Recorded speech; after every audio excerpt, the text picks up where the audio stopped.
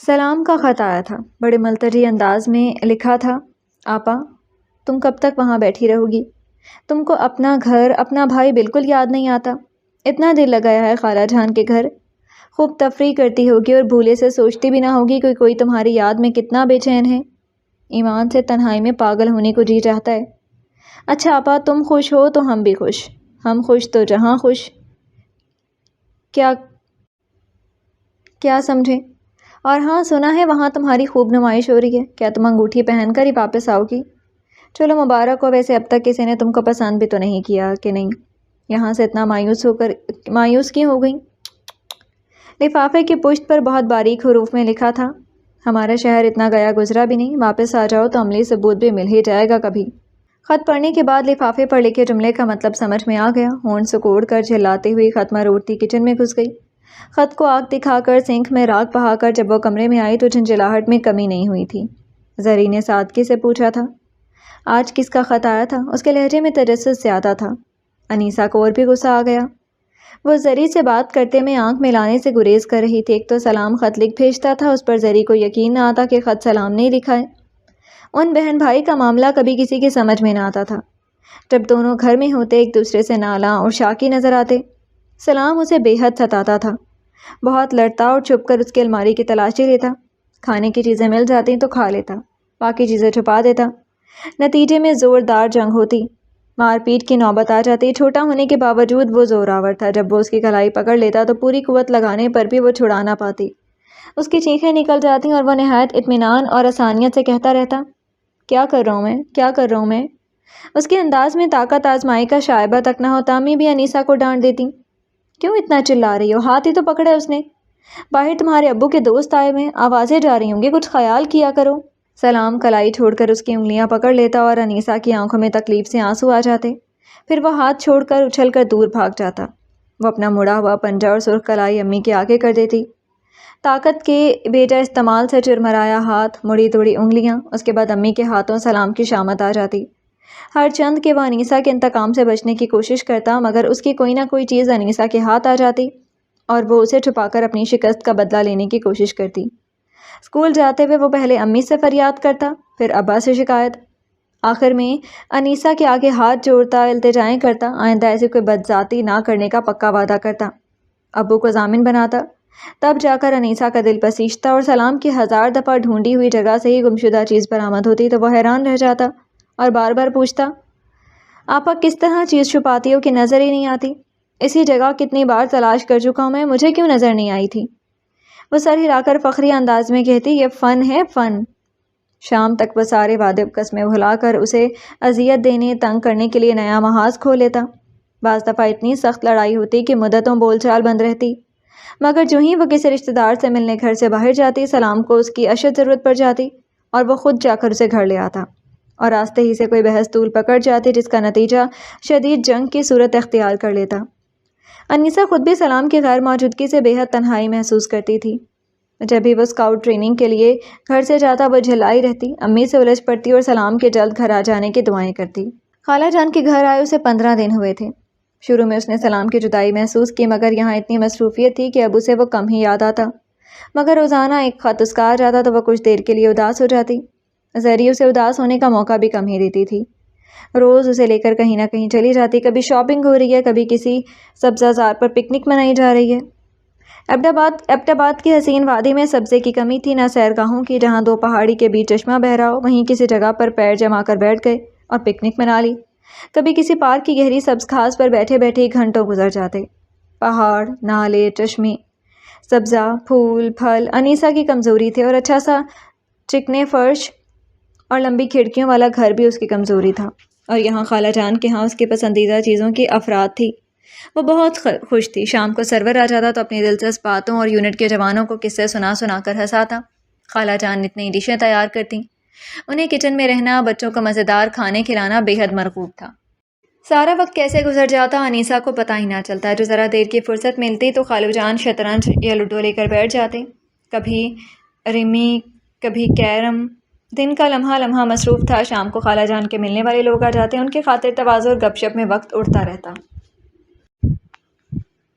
یہ تو آج سلام کے خط سے اسے علم ہوا کہ یہ آنے والے انیسہ کو یوں گھور گھور کر کیوں دیکھتے ہیں، اور دراصل امی نے جو کلیجے پر پتھر رکھ کر اسے اتنی دور خالہ کے ساتھ بھیجا ہے تو اس کا مقصد اس کی نمائش ہے، اور خود سے مستقل جدائی کا پیش خیمہ بھی۔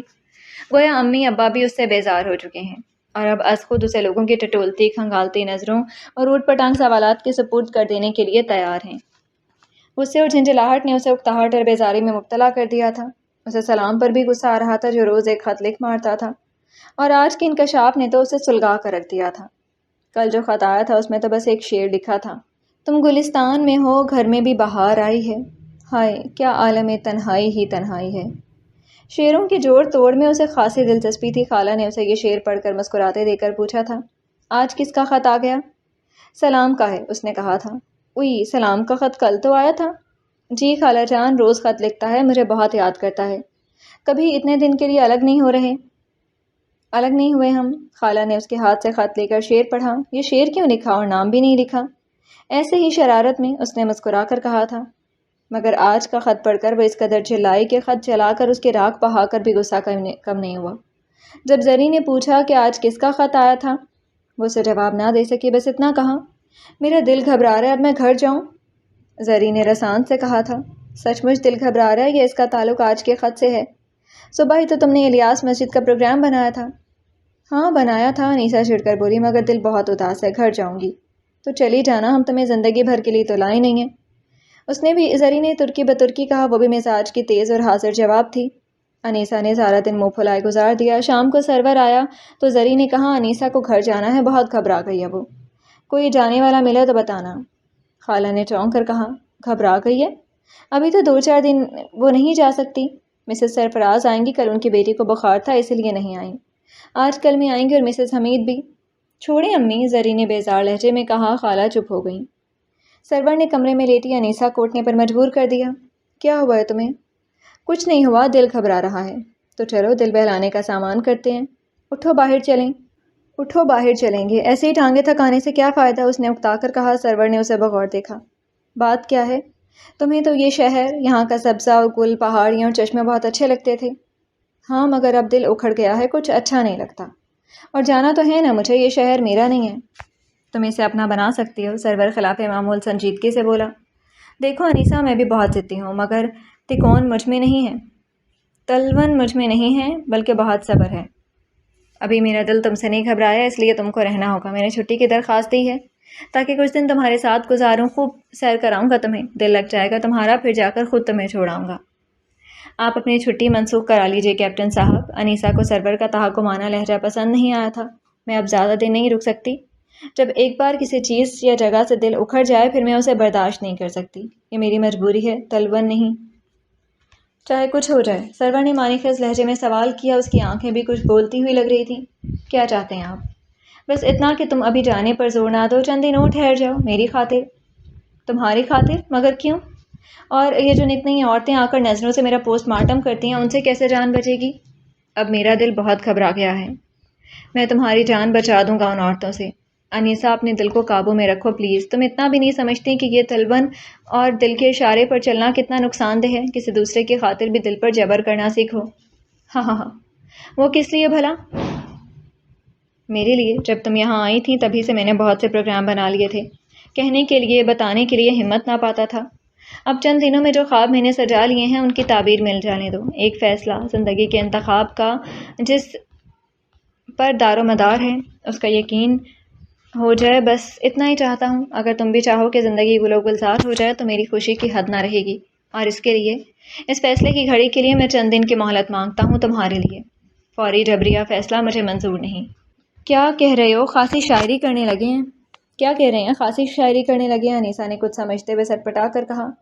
دراصل یہ سلام ہے نا، یہی مجھے وہاں بیٹھے بیٹھے ڈسٹرب کر رہے ہیں، روز ایک خط، میں تو اسی کی وجہ سے جانا چاہ رہی تھی، اور آج کا خط تو جناب ایسا دل جلانے والا تھا کہ میں نے اسے جلا دیا۔ انیسہ نے سلام کے سارے خط سرور کے سامنے رکھ دیے، وہ پڑھ کر ہنسنے لگا۔ بہت چاہتی ہے اسے؟ یقیناً، دراصل اسی سے میرے گھر کی بہار قائم ہے۔ انیسہ کو اس کا ہنستا چہرہ یاد آنے لگا۔ مگر یہ تو عارضی چاہت ہے، اس کو نبھا نہ پاؤ گی؟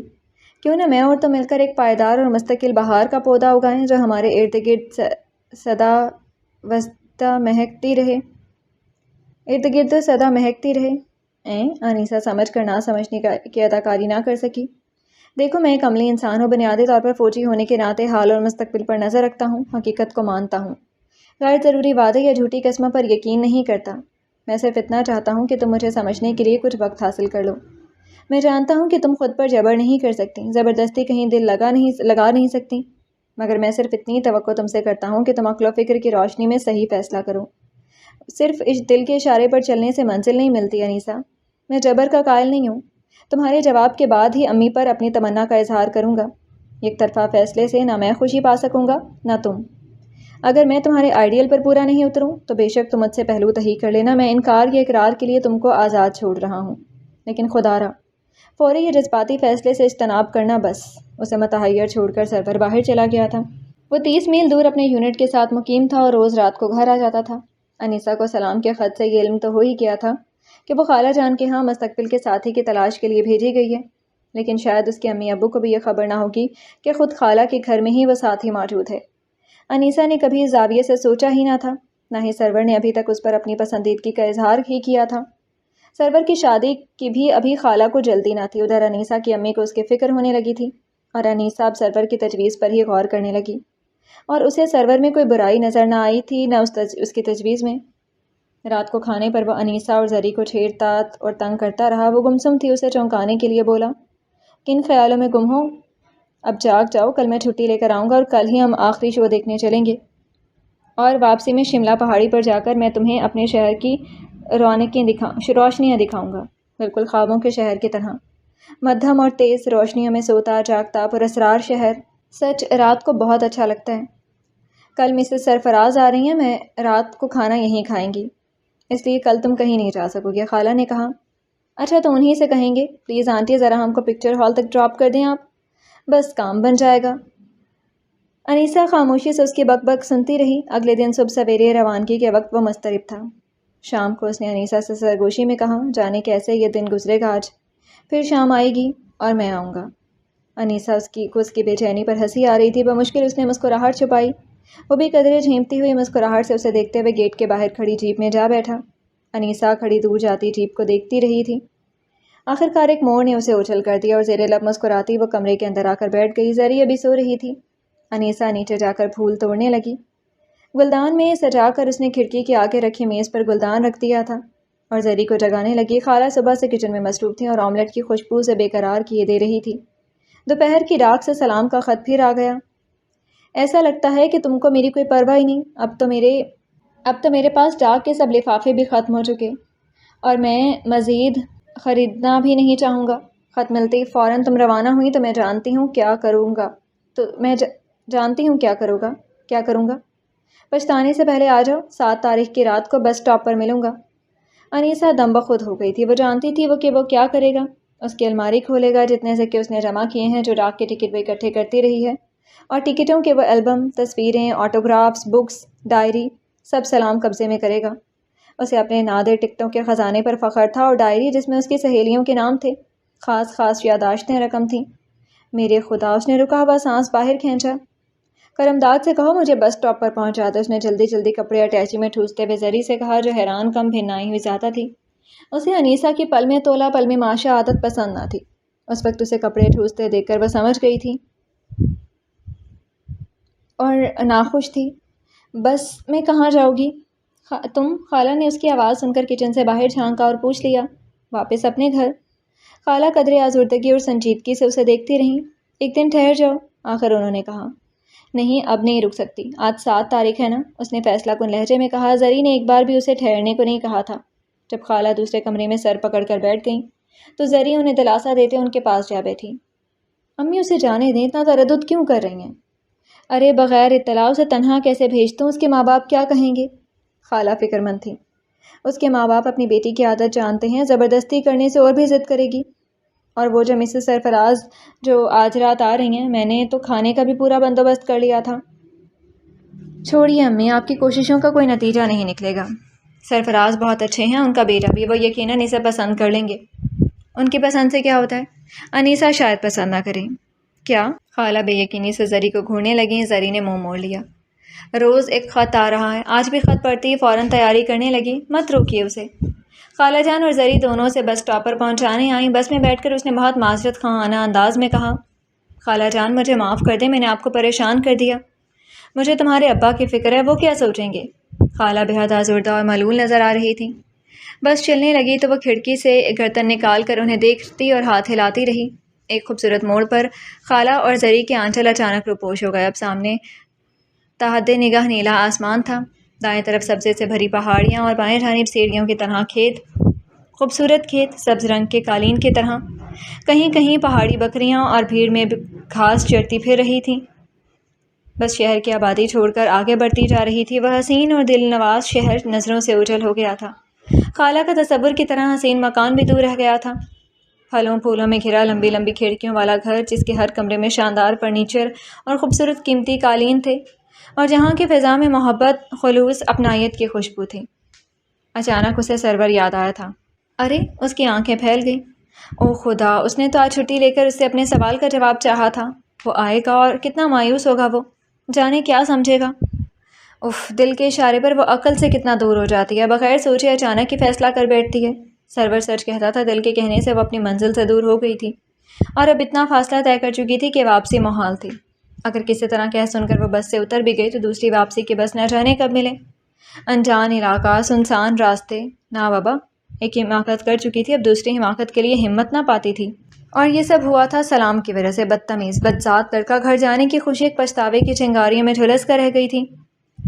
کیا ہو گیا تھا اسے اتنی خودسری؟ کاش خالہ اسے روک لیتی، مگر انہیں زری نے منع کر دیا تھا۔ انہیں باور کرا دیا تھا کہ انیسہ بہت دلچری اور ضدی ہے، اور اب وہ اپنی جلد بازی پر پچھتا رہی تھی۔ بس اسٹاپ پر سلام موجود تھا، بہت تھکا ہوا لگ رہا تھا، شاید شام سے یہاں آ بیٹھا تھا۔ اسے دیکھ کر خوش ہو گیا۔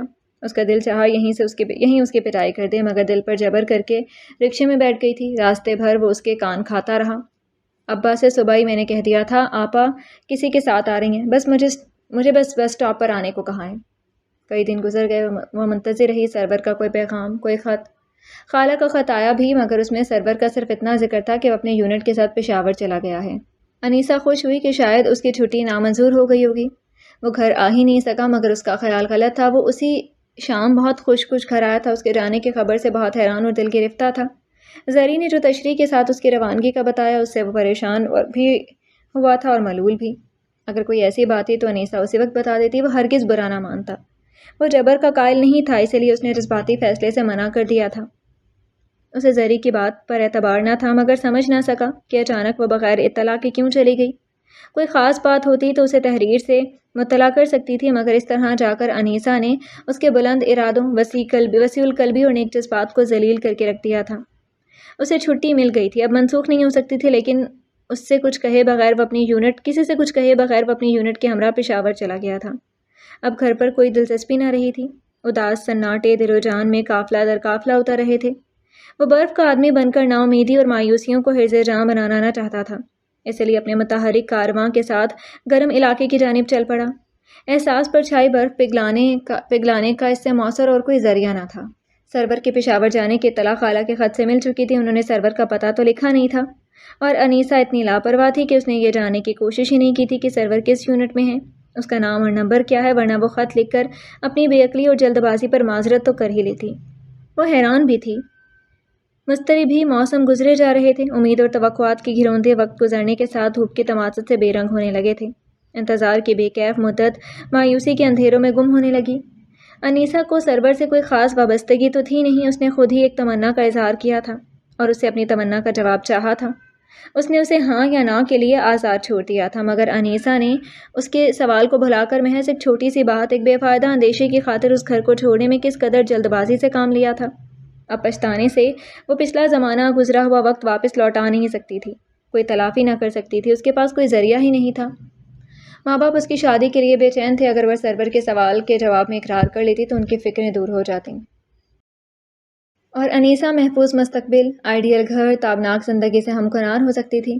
ایک دن اور رہ لیتی یا سرور کی چھوٹی سی خواہش کا احترام کر لیتی تو چند دن میں اس کا کچھ نہ بگڑتا، کوئی فرق ہی نہ پڑتا، کیونکہ سلام تو اس کے احمدآباد روانہ ہوتے ہی اس کی الماری کی تلاشی لے چکا تھا۔ ڈاک کی ٹکٹوں سے اسے کوئی دلچسپی نہ تھی، سکے اس نے چھوئے بھی نہیں اور ڈائری وہ بہت تفصیل کے ساتھ پڑھ چکا تھا۔ یہ بات اسے آنے کے کچھ دیر بعد ہی معلوم ہو گئی تھی۔ آپا، تمہاری موٹی سہیلی کل مجھے بازار میں ملی تھی، پوچھ رہی تھی انیسا کی شادی کب تک متوقع ہے۔ کھانا کھاتے ہوئے معصومیت کے ساتھ اسے بتانے لگا، میں نے کہہ دیا کہ ابھی ہوئی نہیں مگر اسی کوشش میں خالہ کے ہاں گئی ہوئی ہیں۔ کون سی موٹی سہیلی؟ انیسا نے اس کے جواب کو نظر انداز کر کے پوچھا۔ وہی جس کا ایڈریس تم نے اپنی ڈائری کے پہلے صفحے میں لکھا ہوا ہے، آتی تو رہتی ہے وہ۔ ارے بھول گیا، کچھ منٹ بعد اس نے کچھ یاد آنے پر کہا تھا، پھر ہاتھ میں لیا ہوا پانی کا گلاس میز پر رکھ کر ایک ہاتھ سے کان کھینچا اور منہ پر ایک تھپڑ لگا کر انیسا سے مخاطب ہوا۔ شاہدہ باجی نے کہا تھا کہ تم جو ان کی ایمبرائڈری کی کتاب مانگ کر لائی تھی وہ فوراً بھیجو، اور کہا تھا اگر تم نے انیسا کو یہ بات فوراً نہ بتائی تو میں تمہارے کان کھینچوں گی اور پیٹوں گی۔ تم گواہ رہنا، میں نے خود ہی سزا دے لی ہے۔ کون شاہدہ؟ انیسا غور کرنے لگی۔ اس نے کس سے ایمبرائڈری کی کتاب لی تھی؟ ماموں سرکار کی بیٹی یا چچا زاہد کی؟ ارے وہ سرکولر روڈ والی تمہاری سہیلی جس کا ایڈریس تم نے ڈائری کے کور میں الگ لکھ کر رکھا ہوا ہے۔ ویسے میں نے تمہاری الماری کی تلاشی کے دوران وہ کتاب ڈھونڈ لی اور انہیں جا کر دے بھی آیا، نچلی دراز میں رکھی تھی۔ امی دیکھیے، انیسا نے امی سے شکوہ کیا، بے بسی اور زیر ہو جانے کا اعتراف۔ انیسا مزید پچھتاوے میں مبتلا ہو گئی۔ اسے یقین ہونا چاہیے تھا کہ اس کے ایبٹباد روانہ ہوتے ہی سلام فوراً اس کی الماری کی تلاشی لے گا۔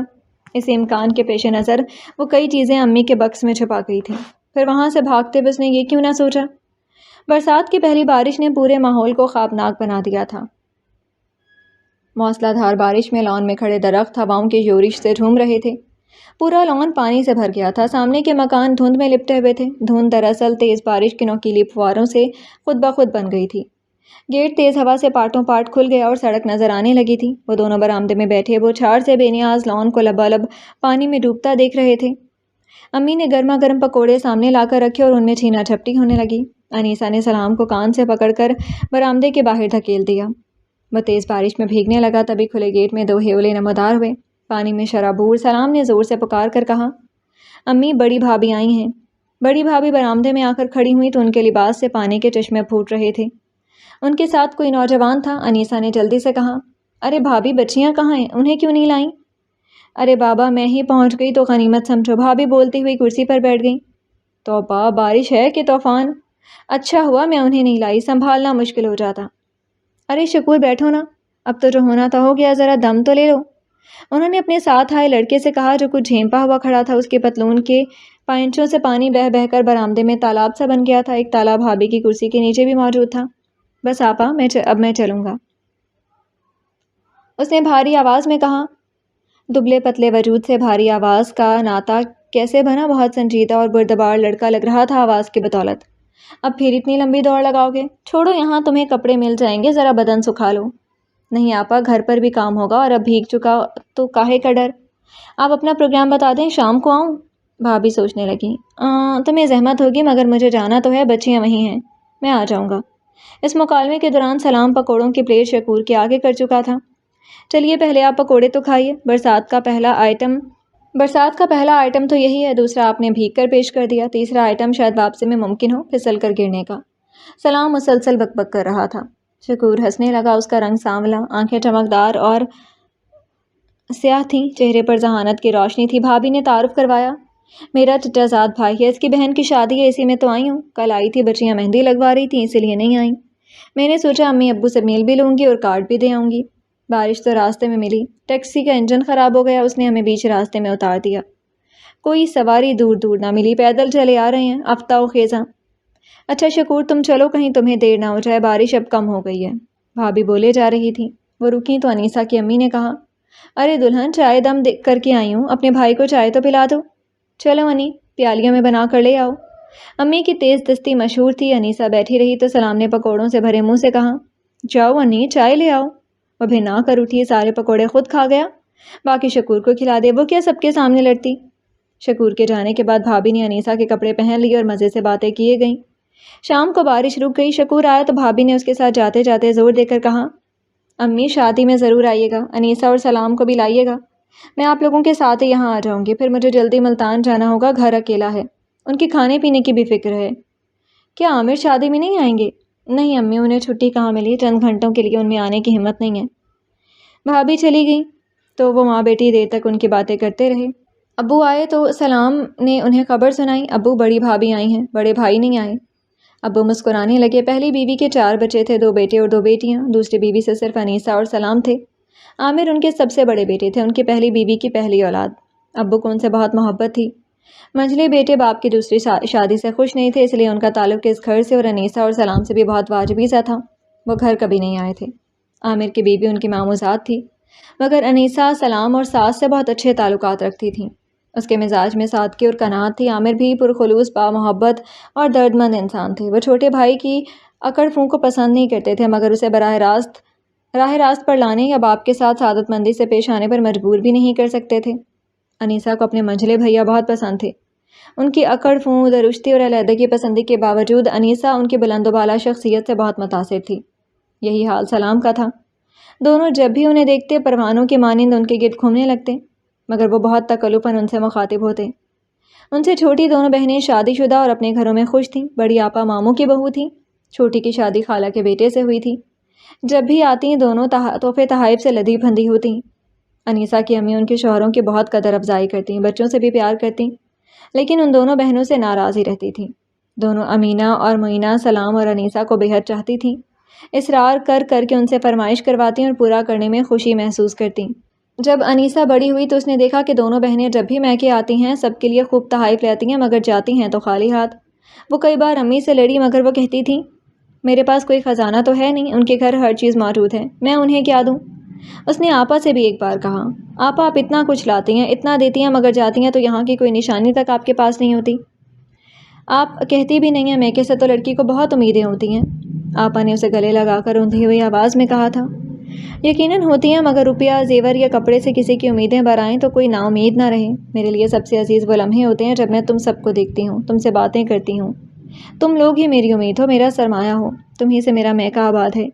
مل لیتی ہوں، دیکھ لیتی ہوں، یہاں کے خشک رویے بھی پیارے لگتے ہیں، دل کو قرار دیتے ہیں، پیاس بجھاتے ہیں۔ میکے کی دہلیز ہی سب سے بڑی امید ہوتی ہے، اس دہلیز پر کی دید سے ہی ساری پیاس بجھ جاتی ہے، پیار کی پیاس۔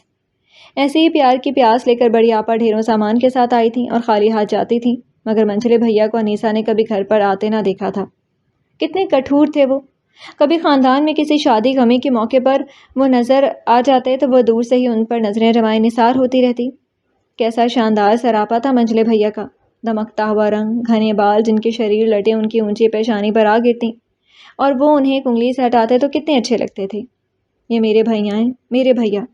وہ دل ہی دل میں کئی بار یہ الفاظ کہتی اور خود کو یقین دلانے میں ناکام رہتی۔ اگر میرے بھیا ہیں تو مجھ سے مخاطب کیوں نہیں ہوتے؟ مجھے پاس بلا کر میرے سر پر ہاتھ کیوں نہیں رکھتے بڑے بھائی کی طرح؟ ابا سے بھی اس نے ان کے خشک رویے کی شکایت کی تو وہ کھنکھار کر رہ گئے، جواب نہ دے سکی۔ بڑی بھابھی کے چچا کا گھر مغل پورے میں تھا، کئی منزلہ عمارت تھی، چھوٹے چھوٹے بے شمار کمرے، تنگ صحن۔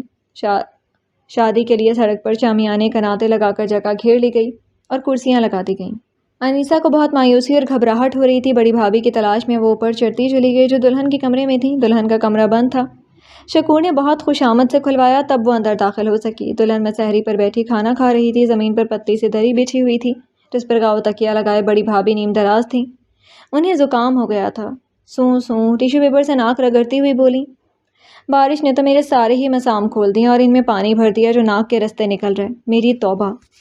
اس میلی دیواروں اور کالی لکڑی کی کڑیوں والی چھت کے تنگ کمرے میں ملگری دری پر کس اطمینان اور فراغت سے بھابھی لیٹی تھی۔ وہ تو بیٹھ بھی نہ سکی کہ کہیں دری کا میل اس کے کپڑے ہی نہ خراب کر دے۔ بھابھی انابی شنیل کی کاٹ چوبی سوٹ کی پرواہ کیے بغیر نہایت طمانینت سے نزلے کا حال بیان کر رہی تھیں۔ اپنے گھر کے اندر قالینوں پر جوتے سمیت چلنے والی اور اخروٹ کی لکڑی کے نفیس ڈبل بیڈ پر گلابی آسمانی فریل والے ویلویٹ کے بیڈ کور پر لیٹنے والی بھابھی اسی بے تکلفی سے میلی چادر پر لیٹی تھی اور اسے بھی بیٹھنے کی دعوت دیے جا رہی تھی۔ وہ بہانہ بنا کر بچیوں کو لے کر نیچے آ گئی۔ کھانا میزوں پر لگا دیا گیا تھا اور سب عورتیں غول در غول اس شامیانے کی طرف جا رہی تھیں۔ کھانا کھاتے میں اس کی نظر گیٹ کی طرف اٹھی جس کے پرلی طرف مردوں کے کھانے کا انتظام تھا۔ اس کا منہ بے یقینی کے عالم میں کھلے کا کھلا رہ گیا۔ منجلے بھیا سامنے ہی کھڑے تھے، سلام ان کے پاس منہ اٹھائے جانے کیا باتیں نبھا رہا تھا۔ کھانا چھوڑ کر لپکتی ہوئی گیٹ کی طرف آئی، امی بلاتی رہ گئیں۔ دروازے کے قریب پہنچ کر اس نے منجلے بھیا کو سلام کیا۔ وہ ایک قدم اس کی جانب بڑھے، پھر جانے کس قوت نے ان کو پیچھے کھینچ لیا اور وہ دوسری جانب کسی سے مخاطب ہو گئے۔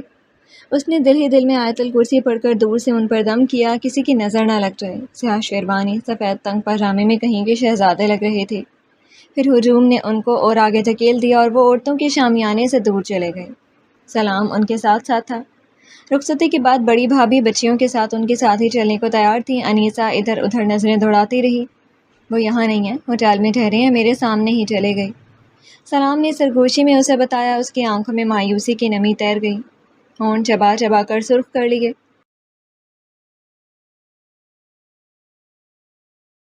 کیا تھا اگر وہ 1 منٹ کے لیے اس سے مخاطب ہو جاتے؟ بڑی بھابھی نے امی سے خسر پسر کا سلسلہ شروع کر دیا تھا۔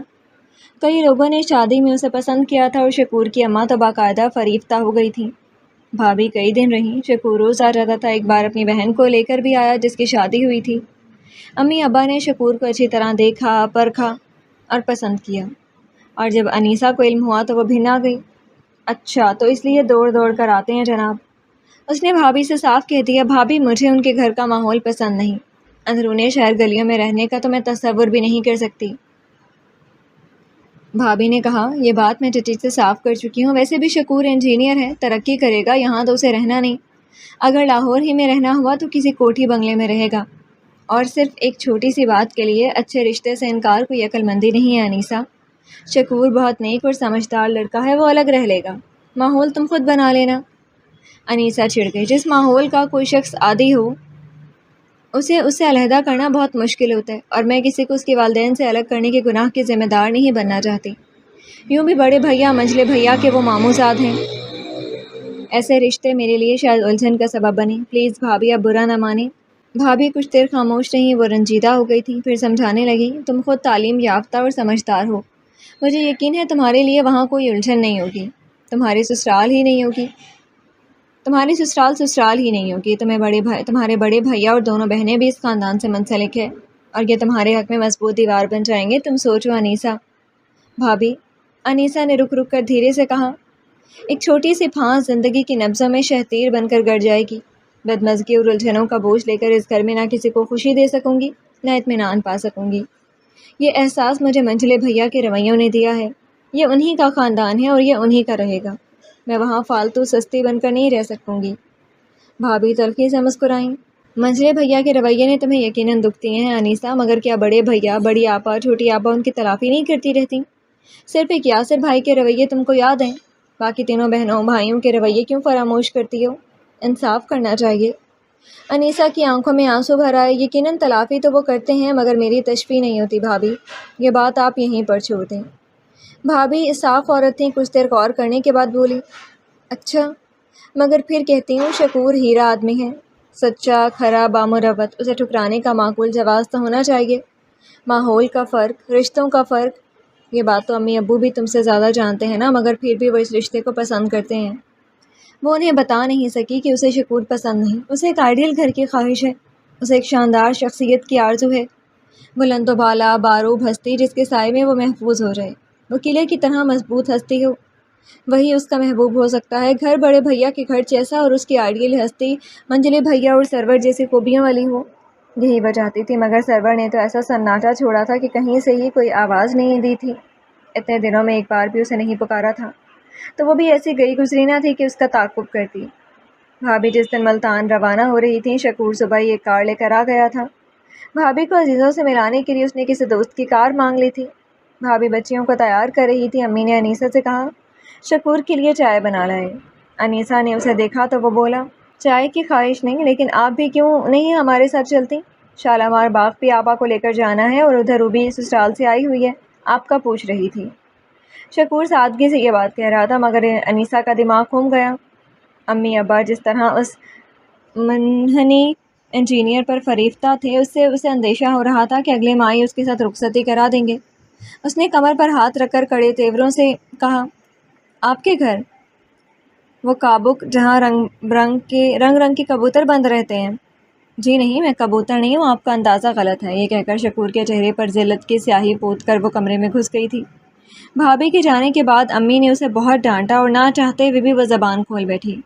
میں منجلے بھیا کا رتی بھر احسان لینا پسند نہیں کرتی، یہ لوگ ان کے قریبی عزیز ہیں، ان کے ننیالی رشتہ دار، ساری زندگی میں ان لوگوں کی غلامی کرتی رہوں، یہ چاہتی ہیں آپ منجلے بھیا جس طرح ہماری تحقیر کرتے ہیں اسے میں بہن ہونے کے ناطے اس لیے برداشت کرتی ہوں کہ ان کا ہم سے کوئی واسطہ ہی نہیں ہے، مگر ان کے ماموں کے گھر میں میری حیثیت کیا ہوگی اس کا اندازہ آپ کر سکتی ہیں امی۔ شاید مجھے ایک لونڈی جتنی اہمیت بھی نہیں دیں گے منجلے بھیا۔ امی اسے سمجھانے لگی، ایسا نہیں ہو سکتا، تم جذبات سے کام لے رہی ہو انی، اس کی مجھ سے لڑائی ہے، میں اس کی ماں کی جگہ لے کر اس کو وہ محبت نہ دے سکی تھی اور وہ باپ سے اسی لیے ناراض ہے، مگر بیٹا تم دونوں سے اسے نفرت نہیں ہے۔ یقین مانو یہ جو سرد رویہ ہے وہ میری وجہ سے ہے، اور اس رشتے کے لیے خود یاسر نے سفارش کی تھی۔ پہلی بار باپ کو خط لکھا تھا، اسی لیے ہم نے انکار مناسب نہ جانا۔ وہ منافق نہیں ہے، جو اس کے دل میں ہوتا ہے وہی رویوں سے ظاہر ہوتا ہے۔ یاسر کو الزام نہیں دوں گی، دراصل میں نے بھی ان بچوں کے ساتھ شروع میں اچھا سلوک نہ کیا۔ اس کا یہ نتیجہ ہوا کہ یاسر باغی ہو گیا۔ شکور اس دن کے بعد پھر نہیں آیا تھا۔ ابو امی افسوس کرتے رہے۔ محض اتفاق سے ابو کے ایک دوست کی معرفت سے رشتہ آیا۔ لڑکا انگلینڈ میں رہتا تھا، کراچی میں اس کا ذاتی مکان تھا۔ پلاسٹک کے برتنوں کی فیکٹری تھی جس کی نگرانی اس کے والد کرتے تھے۔ 2 بہنیں تھیں، لڑکے پر کسی قسم کی ذمہ داری نہیں تھی۔ فیکٹری کی آمدنی سے گھر کا خرچ بخوبی چل رہا تھا۔ بہنوں کی شادیاں ہونے والی تھیں۔ انیسہ سے پوچھے بغیر فوراً اقرار ہوا اور شادی کی تاریخ ٹھہر گئی، کیونکہ لڑکا انگلینڈ جانے والا تھا۔ شادی بہت جلد اور افراتفری میں ہوئی۔ دونوں بڑی بہنوں نے اسے بہت معقول جہیز بھی دیا اور بڑے بھیا نے بارات کا کھانا بہت اچھا کیا۔ بڑی بھابھی ہاسپٹل میں تھیں، شریک نہ ہو سکیں، ان کے ہاں لڑکا پیدا ہوا تھا۔ منجلے بھیا شکور سے شادی نہ ہونے سے خفا تھے، شادی میں شریک نہ ہوئے، نہ ہی انہوں نے کوئی تحفہ بھیجا۔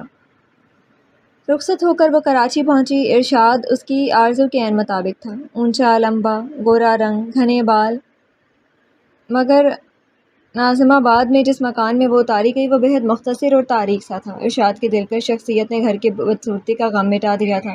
برتنوں کی جس فیکٹری کا حوالہ دیا گیا تھا وہ گھر کے ہی ایک کمرے میں نصب تھی، جہاں سے دھوئیں اور بدبو کے مرغولے جب دوسرے کمروں میں داخل ہوتے تو اسے ابکائیاں آنے لگتی تھیں۔ ہر وقت متلی سی رہتی، مگر اس نے ضبط سے کام لیا۔ امی نے رخصتی سے پہلے اسے بے شمار نصیحتوں کے انبار میں لاد دیا تھا۔ ان میں ایک نصیحت صبر و ضبط اور برداشت کی بھی تھی۔ جلد بازی کے فیصلے سے اجتناب اور مرضی کے خلاف کام میں نظر انداز کرنے کی ہدایت بھی شامل تھی۔ وہ چپ رہی۔ سلام کے خط روز آتے، وہ کبھی ہنستی، کبھی اداس ہو جاتی، کبھی کبھی خط میں صرف ایک شعر ہی ہوتا، مگر اب خطوں کا مزاج بدل گیا تھا۔ سلام جان گیا تھا یہ جدائی مستقل ہے، اور اب وہ محض خط کے ذریعے دھمکی دے کر اسے بلا لینے پر قادر نہیں، اور اس احساس مجبوری پر جو لفظ پہ لکھتا درد میں ڈوبی فریاد بن کر انیسہ کے دل پر گہری چوٹ لگاتا۔ وہ بھی کس قدر پابند ہو گئی تھی، ہر کام ساس کی مرضی اور اجازت سے، ہر عمل شوہر کی خواہش اور ہدایت پر کرنے کے لیے مجبور تھی۔ اس کا دم گھٹنے لگا تھا۔ ایسی پابند زندگی کا اس نے تصور بھی نہیں کیا تھا۔ ساس بے حد فرسودہ خیالات کے مالک تھیں اور گھر پر ان کا سکہ چلتا تھا۔ ارشاد اور اس کی بہنیں ماں کے احکام سے سرتابی کی مجال نہ رکھتی تھیں۔ ارشاد اشاروں میں اسے تسلی دیتا رہتا کہ چند دن کی بات ہے، پھر میں تمہیں انگلینڈ بلوا لوں گا، اس لیے وہ خاموشی سے ساس کے اشاروں پر عمل کرتی رہتی۔ ایک دن اچانک جانے کس طرح زری آ گئی، دونوں ایک دوسرے کو دیکھ کر لپٹ گئیں۔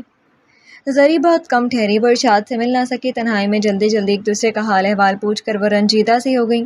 اس کی زبانی یہ معلوم ہو کر کہ ارشاد کو کسی نے دیکھا تھا، نہ پہلے سے کوئی جان پہچان ہی تھی، زری حیران رہ گئی۔ میں تو سمجھتی تھی کہ تم اپنی مرضی اور پسند سے شادی کرو گی، زری نے کہا۔ یہ کیسے ہو سکتا تھا زری؟ انیسہ حیرانی سے اسے دیکھنے لگی۔ ہم اتنے ایڈوانس بھی نہیں ہیں۔ جب تم ہمارے ہاں آئی تھیں تو شادی کے نام پر ناک چڑھاتی تھیں۔ میں سمجھتی تھی تم نے کسی کو آئیڈیل بنایا ہوا ہے، تم ویسے خوش تو ہو، یہ ارشاد کیسا آدمی ہے؟ توبہ کرو، آئیڈیل بھی کبھی کسی کو ملتے ہیں؟ میں نے تو صبر کے ساتھ وقت گزارنے کا فیصلہ کر لیا ہے۔ اماں ابا نے تو اپنی طرف سے سب اچھا ہی کیا۔ ارشاد تو ٹھیک ٹھاک ہے، مگر کچھ غلط بیانی ضرور ہوئی ہے۔ ڈرتی ہوں جھوٹ کی بنیاد پر جو تعمیر اٹھاؤں گی وہ مضبوط بھی ہوگی۔ اس گھر کو دیکھ رہی ہو، یہاں کوئی چیز انگلینڈ کی نظر آ رہی ہے؟ نہیں، ابھی معلوم نہیں کہ ایسا کیوں ہے۔ واقعی، زری نے ادھر ادھر دیکھ کر کہا، لیکن ممکن ہے بہنوں کے جہیز کے لیے چیزیں رکھ دی گئی ہوں، گھر تو بہت ہی معمولی ہے۔ مگر انیسہ، گھر وہ ہوتا ہے جو عورت اپنے ہاتھوں سے تعمیر کرتی ہے، اپنی صلاحیت اور عقل و ہنر کے برتے پر نبھاتی ہے، بناتی ہے۔ امی تو اسے یہی سمجھایا کرتی ہیں۔ ہاں جانتی ہوں، انیسہ مایوس لہجے میں بولی۔ 1 مہینہ ہو گیا مجھے گھر کی کسی چیز کو ہاتھ نہیں لگانے دیا جاتا، کام کرنے اٹھوں تو روک دیا جاتا ہے، پتہ نہیں کیوں۔ میرے جہیز کا سب سامان اسی طرح پیک ہے، کھول کر استعمال کرنا تو درکنار کسی نے دیکھنے کی بھی خواہش نہیں کی۔ ساس کہتی ہیں کہ سب جہیز اسی طرح انگلینڈ جائے گا، میں نے تو نہیں سنا کہ یہاں سے کوئی جہیز وہاں لے جاتا ہو۔ اچھا خیر، تم دل برا نہ کرو، جیسا یہ لوگ کہتے ہیں اسی پر عمل کرو، اور لاہور کی کیا خبریں ہیں؟ سلام بہت یاد آتا ہے، تم کو تو معلوم ہے۔ وہ مجھے کس قدر چاہتا ہے، بلا ناغہ ایک خط آ جاتا ہے۔ تمہارے ہاں بھی اسی کی خطوں کی گلغار کی وجہ سے رہ نہیں پائی تھی، مگر اب میں اس کے خط پڑھ کر رو سکتی ہوں، اس کے بلاوے پر اپنی مرضی سے جا نہیں سکتی۔ کیسا اچھا زمانہ تھا نا وہ زری، نہ خالہ کی ناراضگی کی پرواہ، نہ سرور کی خواہش۔ اچانک انیسہ کو احساس ہوا وہ کچھ غلط بول گئی۔ بے خیالی میں پہلی بار سرور کا نام اس کی زبان سے نکلا تھا۔ زری اداس ہو رہی تھی۔ میز پر تکیے کے پاس سلام کے کئی خط رکھے تھے، کسی میں ایک شعر ہی درج تھا، وہی تحریر جسے دیکھ کر وہ غلط فہمی کا شکار ہو گئی تھی اور چل پڑی۔ سلام کے بلاوے پر انیسہ نے رک کر بات پوری کی، اس کی آنکھیں آنسوؤں میں ڈوب گئیں۔ زری خطوں کو دیکھتی رہی، وہ اسے بتا نہ سکی۔ اسی نے سرور کے ذہن میں انیسہ کی آئیڈیلزم کا شبہ پیدا کیا تھا۔ بیچارے سرور بھائی بغیر تحقیق کے کتنے یقین سے اس نے انیسہ کی خود سری اور آزاد روش کے حوالے دے کر انہیں اسے شادی سے باز رکھنے کی بھرپور کوشش کی تھی، یہاں تک کہ انیسہ کی شادی کی اطلاع انہیں مل گئی تھی اور ان پر سکوت کا دورہ سا پڑ گیا۔ خالہ کیسی ہیں؟ سرور بھائی کہاں ہیں؟ انیسہ پوچھ رہی تھی۔ کاش انیسہ یہ نہ پوچھے کہ سرور بھائی کیسے ہیں، مجھے یاد کرتے ہیں۔ میں کیسے بتاؤں گی کہ وہ تمہارے ذلت آمیز رویے سے دل برداشتہ ہو گئے تھے اور میں نے انہیں مزید دکھ پہنچائے ہیں تم سے شادی کی مخالفت کر کے۔ انیسہ نے پوچھا نہیں، زری نے بتایا نہیں، سرور نے کبھی شادی نہ کرنے کا عزم کیا ہے۔ انیسہ کے رویے نے ان کی عزت نفس کو زبردست ٹھیس پہنچائی تھی۔ جاتے ہوئے زری نے چپکے سے یاد کہا، زندگی رہی تو پھر ملیں گے، شاید میں اپنی زیادتی کی تلافی کر سکوں۔ انیسہ تعجب سے اسے دیکھنے لگی۔ تم زیادتی کی تلافی کرو گی؟ مگر کس کی زیادتی کی؟ بعد میں بتاؤں گی، زری نے کہا اور اسے حیران چھوڑ کر چلی گئی۔ کچھ دن بعد ارشاد لندن چلا گیا اور ساس نے اس کے ہر قدم پر نکتہ چینی کی دیواریں چننی شروع کر دیں۔ وہ چاہتی تھی سب اس سے خوش رہیں، کسی کو شکایت کا موقع نہ ملے، مگر ایسا نہ ہوا۔ وہ دل برداشتہ اور خاموش رہنے لگی۔ پھر ایک دن ارشاد نے اسے لکھا کہ وہ کچھ دن کے لیے لاہور چلی جائے، پھر اسے لندن آنا ہے اور جانے کتنے عرصے تک وطن جانا نہ ہو سکے۔ ساس نے بھی اسے میکے جانے کی اجازت دے دی وہ لاہور آ گئی۔ اپنا گھر، سبز لان اور یوکلپٹس کے درختوں کے بیچ میں وہ چھوٹا سا گھر آج اسے اتنا حسین اور دل نواز لگا کہ اس گھر کو چھوڑنے کا، یہاں سے جانے کا پچھتاوا اسے رلانے لگا۔ امی ابو کی شفقتیں، سلام کی چھیڑ چھاڑ اور لگاوٹیں اس کی روح کو شاد کرنے کی بجائے زخمی کر رہی تھیں۔ ان سے طویل جدائی کے اندیشے ایک حقیقت بن کر اسے ڈرا رہے تھے۔ وہ بے بس اور مجبور سب کو ہراس اور بے کسی کی نظروں سے دیکھتی، مگر کوئی اس کی روح کی بے چینی کو نہ جان سکا۔ بڑی آپا، چھوٹی آپا اس سے ملنے آئیں، بڑی بھابھی آئیں اور انہوں نے اسے بہت دلاسے بھی دیے۔ دبی زبان سے انہوں نے اسے یہ بھی بتا دیا کہ ارشاد کے بارے میں کافی مبالغہ آرائی کی گئی ہے اور وہ نہ تو تعلیم یافتہ ہے نہ کسی اچھی پوسٹ پر ہے، مگر یہ معلومات شادی کے بعد حاصل ہو سکی ہیں۔ ابو نے کسی سے مشورہ کیے بغیر یہ شادی منظور کر لی تھی، ساتھ ہی انہوں نے اسے حوصلہ دیا، تم تعلیم یافتہ ہو، باصلاحیت ہو، اب اس کے ساتھ تمہاری زندگی کی ڈور بن چکی ہے، اسے حقیر نہ سمجھنا، عزت کرنا، جیسے بھی گزرے صبر کے ساتھ گزارنا، اسے الزام نہ دینا کہ تمہارا مستقبل خود ہم لوگوں نے اس کے ساتھ وابستہ کیا ہے۔ اپنی علم و ہنر سے گھر بنانا، اس کی اور اپنی زندگی سنوارنے کی ذمہ داری صرف تمہاری ہے انیسہ۔ اپنی جلد بازی اور تلون سے پورے خاندان کی عزت پر داؤ نہ لگانا، ہم سب تمہارے لیے دعا گو اور پر یقین ہیں، مگر تمہارے بڑے بھائی بے حد شرمندہ ہیں کہ ہم نے تمہارے مستقبل کا فیصلہ کرنے میں جلد بازی کے سارے ریکارڈ توڑ ڈالے۔ کاش چند ماہ سوچنے اور معلومات حاصل کرنے کے لیے مل جاتے تو شاید، مگر اب تو سارا دار و مدار صرف تمہاری ذہانت، صلاحیت اور صبر و برداشت پر ہے۔ انیسہ دم بخود ان کی نصیحتیں سنتی رہی، وہ اس قدر پریشان تھی کہ پوچھ بھی نہ سکی انہوں نے کیا سنا اور کیا معلوم ہے۔ اس نے تو ارشاد میں کوئی خامی، کوئی بد عادت نہیں پائی تھی۔ ہاں، ان کا گھریلو ماحول کچھ فرسودہ اور سرد مہری لیے ہوئے تھا، تو اس کو ان سے اب کم واسطہ رہے گا۔ وہ مارے فکر کے بول نہ سکی اور اسے خوفزدہ کر کے وہ واپس چلی گئیں۔ سلام نے لان کے کونے میں آلوچے کا پیڑ لگایا تھا اور دیوار کے ساتھ دو رنگ کی گھنی بوگنویلیا کی جڑیں، پنجرے میں رنگ برنگ کے طوطے پالے تھے۔ انیسہ دل بہلانے کو روز پنجرے کے پاس جا کر بیٹھ جاتی اور طوطوں سے باتیں کرتی رہتی۔ سب اسے کتنا غلط سمجھتے تھے، جلد باز، متلون مزاج، کم عقل، خود سر اور خود مختار۔ وہ نافرمان تو نہ تھی، پھر بھی کسی کو اس پر بھروسہ نہ تھا۔ ایسا کیوں ہوا؟ کیا وہ ان لوگوں کے لیے مسئلہ بن گئی تھی؟ اس لیے اس کے سوچے سمجھے جانے بوجھے بغیر ہی شادی کر دی گئی؟ کیوں؟ کس سے پوچھے، کس سے کہے؟ یہ غلط اندازے کس نے قائم کیے؟ امی کہتی رہتی، ارے انی ذرا ماں کے پاس بھی کچھ دیر بیٹھ جایا کر، نکوڑے بے زبان طوطوں کے پاس بیٹھی کیا کرتی رہتی ہے؟ اب تو پردیسی ہو گئی ہے، جانے کب بلاوا آ جائے سسرال سے۔ جی میں آتا ہے کہے میں نہیں جاؤں گی سسرال، جب تک لندن سے بلاوا نہ آ جائے کہیں نہیں جاؤں گی۔ مگر خاموش رہتی طوطوں کی طرح۔ وہ ٹیں ٹیں تو کر ہی لیتے تھے، یہ اتنا بھی نہ بولتی۔ اس کی ایک رشتہ دار لڑکی کی شادی ہوئی تھی، ایک مہینہ کراچی میں رہ کر وہ لاہور آئی تو انیسہ کی امی اس سے ملنے آ گئی۔ بے حد خوش اور مطمئن تھی، پہلے تو سنجیدہ سی ہوتی تھی مگر اب تو لگتا تھا اس کی رگ رگ میں بجلی بھر گئی ہے، آنکھیں ادھر ادھر ناچتی رہتی اور زبان بھی خوب تیز ہو گئی تھی۔ انیسہ نے ویسے ہی پوچھ لیا، کراچی میں کس کس سے ملی؟ وہ ایک دم پھٹ پڑی۔ ملی؟ ارے ملنے کا ٹائم ہی کہاں تھا؟ کیوں، ایک مہینہ کیا کرتی رہی تم؟ ارے اللہ، کراچی میں تو ایک مہینہ ہوتا ہی کتنا ہے۔ روز تو صبح جو تفریح کے لیے نکلتے تو شام کو تھکے ہارے گھر آتے، پھر کہیں جانے یا ملنے ملانے کی ہمت ہی نہیں ہوتی۔ کلفٹن، مروڑا، ہاکس بے، گاندھی گارڈن، ہل پارک، عزیز بھٹی پارک اور جانے کہاں کہاں۔ کئی دفعہ ہر جگہ پکنک منانے گئے، کبھی کوئی نند، کبھی جیٹھانی جیٹ اور دوسرے رشتہ دار بلا کر لے جاتے۔ سچ اتنی سیر تو میں نے زندگی بھر نہیں کی۔ انیسہ منہ کھولے اسے دیکھتی رہی، وہ بھی تو 2 ماہ کراچی رہ کر آئی تھی مگر سوائے کلفٹن کے کہیں بھی نہیں گئی تھی۔ ارشاد خود تو جتنے دن کراچی میں رہا روز گھر سے غائب رہتا، رات کو ہی آتا مگر وہ تو گھر سے بھی باہر نہ جاتی تھی۔ سیر و تفریح کا یا گھر سے باہر نکلنے کا ان کے گھر میں دستور ہی نہ تھا۔ یہ بات اس کی ساس نے کئی بار بتائی تھی کہ عورت گھر میں ہی سجتی ہے، خود اسے پہلے اتنا احساس نہ ہوا تھا۔ وہ سمجھتی تھی کراچی میں تفریح گاہیں ہی گنی چنی اور سب کے فاصلے اتنے زیادہ ہیں، مگر یہ سب ثانوی باتیں تھیں۔ ارشاد کو شوق ہوتا تو وہ اسے ضرور سیر کراتا۔ اس نے ارشاد کو خط لکھا تو شکایت بھی لکھ بھیجی۔ ساس کا بلاوے کا خط آ گیا تھا، نہ چاہتے ہوئے بھی اسے جانا پڑا۔ بہت صبح اٹھ کر جب وہ گیٹ پر پہنچی تو چڑیوں کی چہکار نے اس کے قدم روک لیے۔ کس قدر شور کر رہی تھیں، وہ سر اونچا کر کے انہیں دیکھنے لگی۔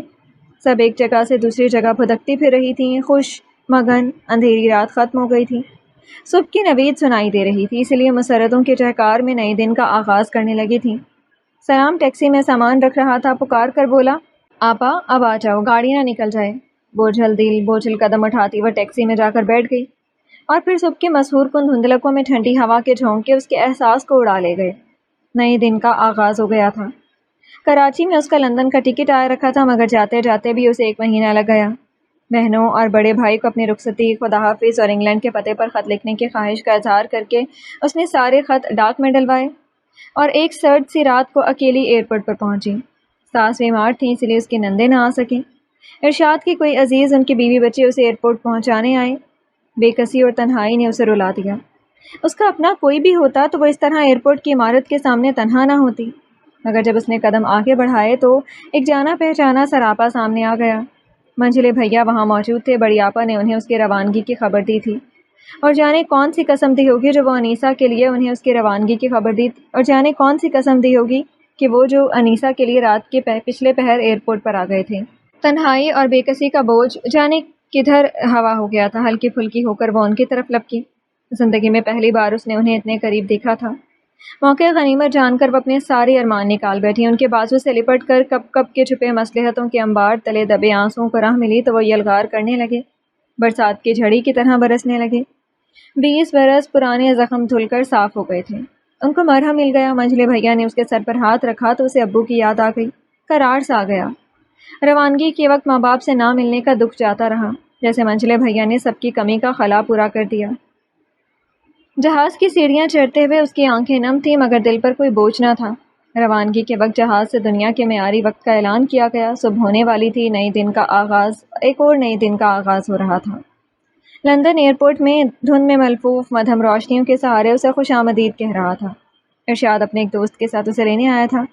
ارشاد نے بتایا کہ وہ کچھ دن اپنے اسی دوست کے گھر پر رہیں گے۔ یہ اس کی اور اس کی بیوی کی خواہش ہے کہ نئی دلہن کو چند دن آرام کا موقع دیا جائے۔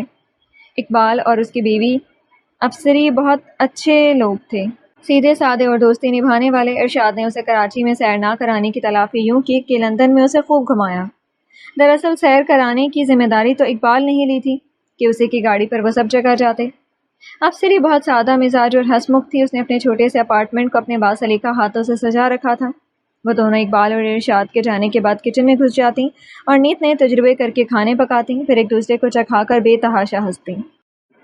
وقت بہت دلچسپ تھا مگر گزر رہا تھا۔ جب 1 ماہ ہو گیا تو انیسہ نے ارشاد سے اپنے گھر جانے کی خواہش کا اظہار کیا۔ افسری نے اسے روکا کہ ابھی کچھ دن اور یہیں رہے، اس کا دل انیسہ سے لگا رہتا تھا، لیکن کسی کے گھر کب تک رہا جا سکتا ہے؟ ارشاد نے تو ایک بار بھی جانے کا ارادہ ظاہر نہ کیا تھا۔ وہ دن میں کسی وقت اپنے گھر ہو آتا تھا، لیکن انیسہ نے آج تک نہ دیکھا تھا، نہ ہی ارشاد نے اس کے کہنے کے باوجود اسے دکھانا منظور کیا۔ مگر انیسہ اب اپنے گھر جانے کی خواہش مند تھی۔ روانگی کے دن ارشاد ایک بند گاڑی لے آیا تھا جس میں انیسہ کا سامان رکھا گیا تھا جو اس کے ساتھ آیا تھا۔ ساس نے اس کا پورا جہیز ساتھ بھیج دیا تھا۔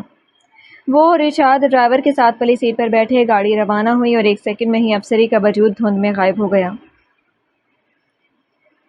لندن کی بہت سی سڑکیں اور عمارتیں انسا نے دیکھی تھی، مگر اس وقت کوہر بہت تھی اور سڑکیں سنسان۔ کم از کم انیسہ کو تو یہ ماحول بہت پراسرار سا لگا تھا۔ دھندلی روشنی اور کوہر میں لپٹی اونچی عمارتوں کے آثار خوابوں کے شہر کی یاد دلا رہے تھے۔ اب 2-3 دن دھند شدید ہوگی۔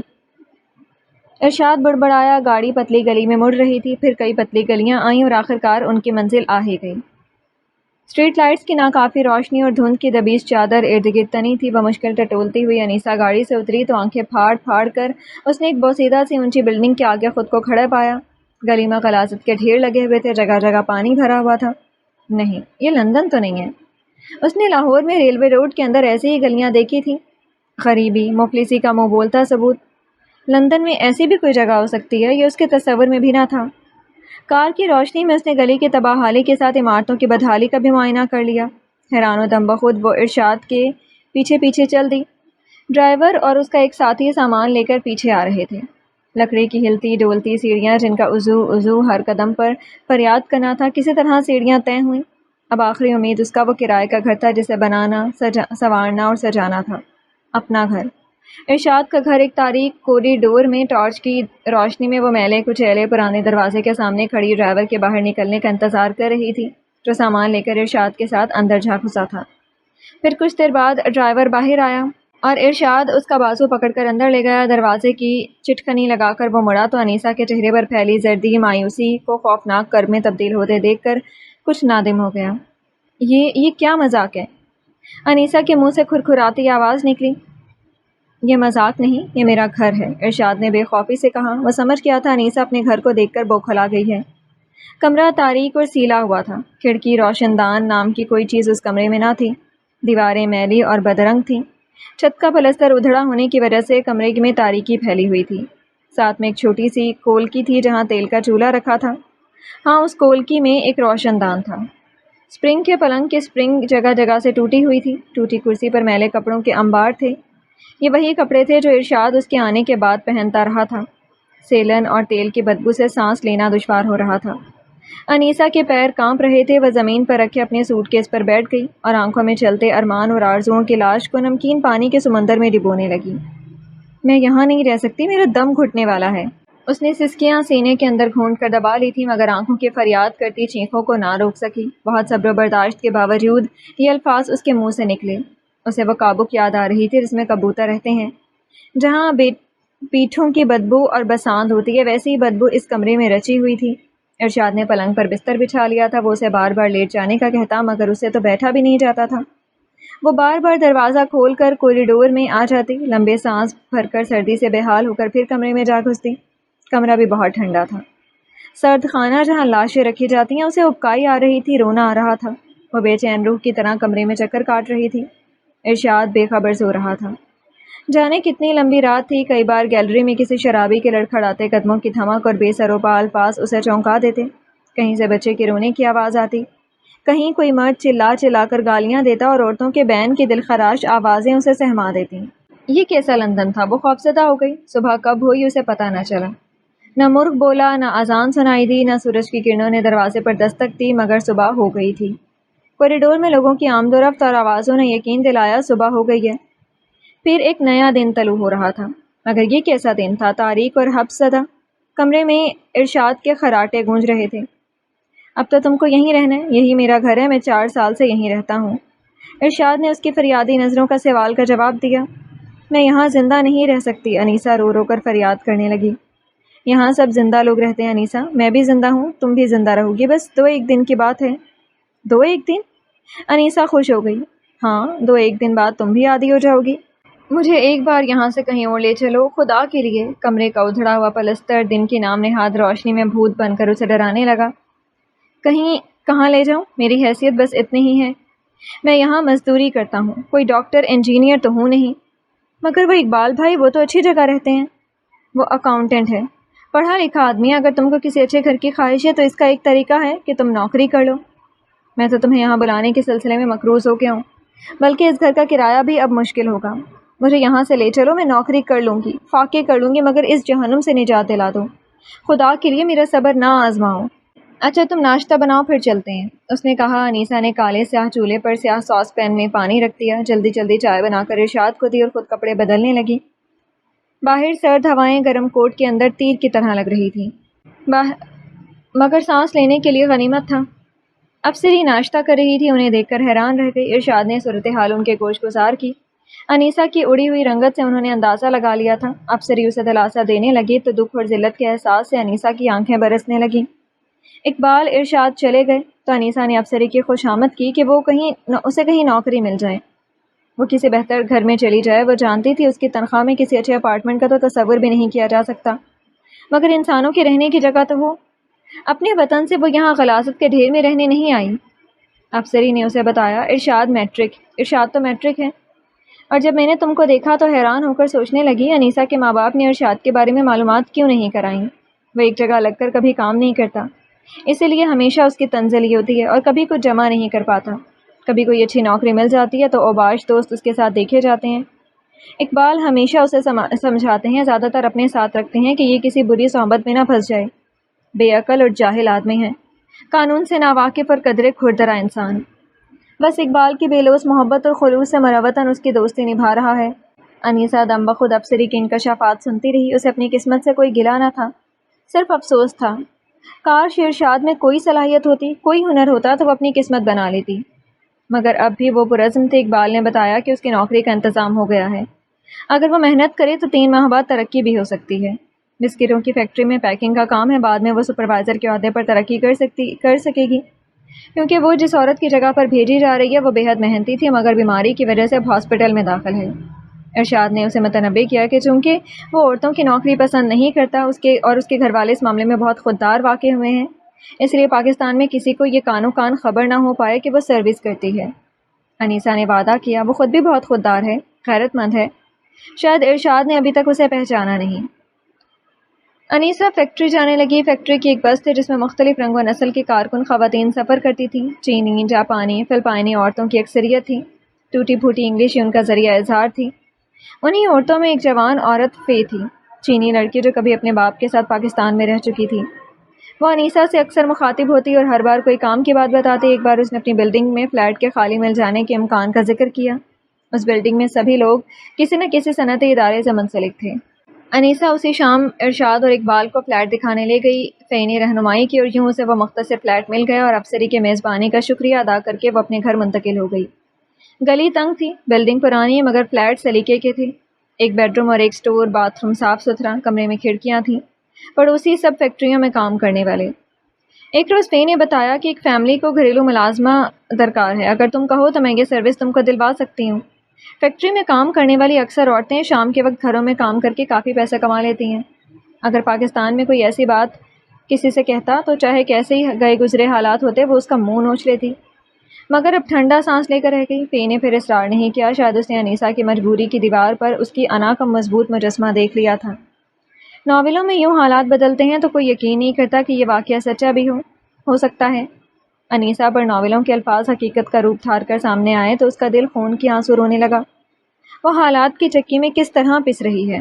صبح سویرے ناشتہ کھانا تیار کر کے بس اسٹاپ پر آ کھڑی ہوتی، کھچا کھچ بھری بس میں کبھی تو وہ رونے لگتی۔ لڑتی جھگڑتی عورتوں کے درمیان اپنی خودداری کو سنبھالنا دشوار ہو جاتا۔ فیکٹری میں 8 گھنٹے انتھک کام کر کے جب پھر بس کے تھکا دینے والے سفر سے گھر لوٹتی تو گھر کی صفائی، شام کا کھانا، میلے کپڑوں کے انبار اس کا استقبال کرتے۔ وہ تھکن سے چور ہونے کے باوجود کام میں لگ جاتی، کپڑے تو وہ کئی دن نہ دھوتی، مگر صفائی اور کھانا پکانے سے کسی طرح چھٹی نہ ملتی۔ ماں باپ سمجھ رہے تھے بیٹی لندن میں عیش کر رہی ہے، یورپ کا تصور ان لوگوں کے لیے کیسا زندگی بخش اور جان افروز تھا۔ یہ ان کے خطوط سے ظاہر تھا جو اقبال کے پتے پر آتے تھے۔ کبھی کبھی رات کو اقبال اور افسری بھی آ جاتے۔ ایک روز وہ آئے تو بہت سی ٹاک پہ لائے۔ سلام کا خط ہر 8-10 دن بعد آتا تھا۔ اس کا خط ہاتھ میں لیتے ہی انیسہ کا دل بھر آتا، دل سے ہوک اٹھتی، آنکھیں بھر آتی۔ اقبال اور افسری انیسہ کے ترقی کی خبر پا کر مبارکباد کے لیے آ گئے تھے۔ سلام نے خط میں لکھا تھا، آپا، لوگ تو ہر سال گزرنے پر وطن آتے ہیں اپنے عزیزوں سے ملنے کے لیے، کیا تم کو کوئی یاد نہیں آتا؟ تم کب آؤ گی؟ انیسا کے دل کو کوئی نوچنے لگا۔ 1 سال گزر گیا، اسے خبر بھی نہ ہوئی۔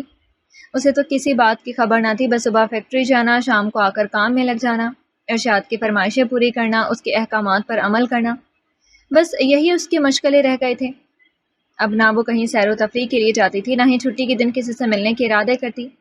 چھٹی کے 2 دن اوور ٹائم میں گزر جاتے یا کسی اسٹور میں اجرت پر صفائی کے لیے چلی جاتی۔ ہفتے میں 1 بار وہ جاپانی لڑکی کے ساتھ جاتی تھی جو کسی ادارے سے ڈیکوریشن کا کورس کر رہی تھی۔ انیسا نے ہفتے میں چھٹی کا دن اس کے لیے مخصوص کر دیا۔ ڈیکوریشن کورس کر کے وہ کسی بھی اسٹور، ہوٹل یا گھر سے اپنی محنت اور ہنر کے باعث خاصی کمائی کر سکتی تھی۔ اب اس کا ذہن محض پیسہ کمانے کی نت نئی ترکیبوں میں الجھا رہتا۔ وہ کفایت سے کام لیتی تاکہ کچھ پیسے بچا لے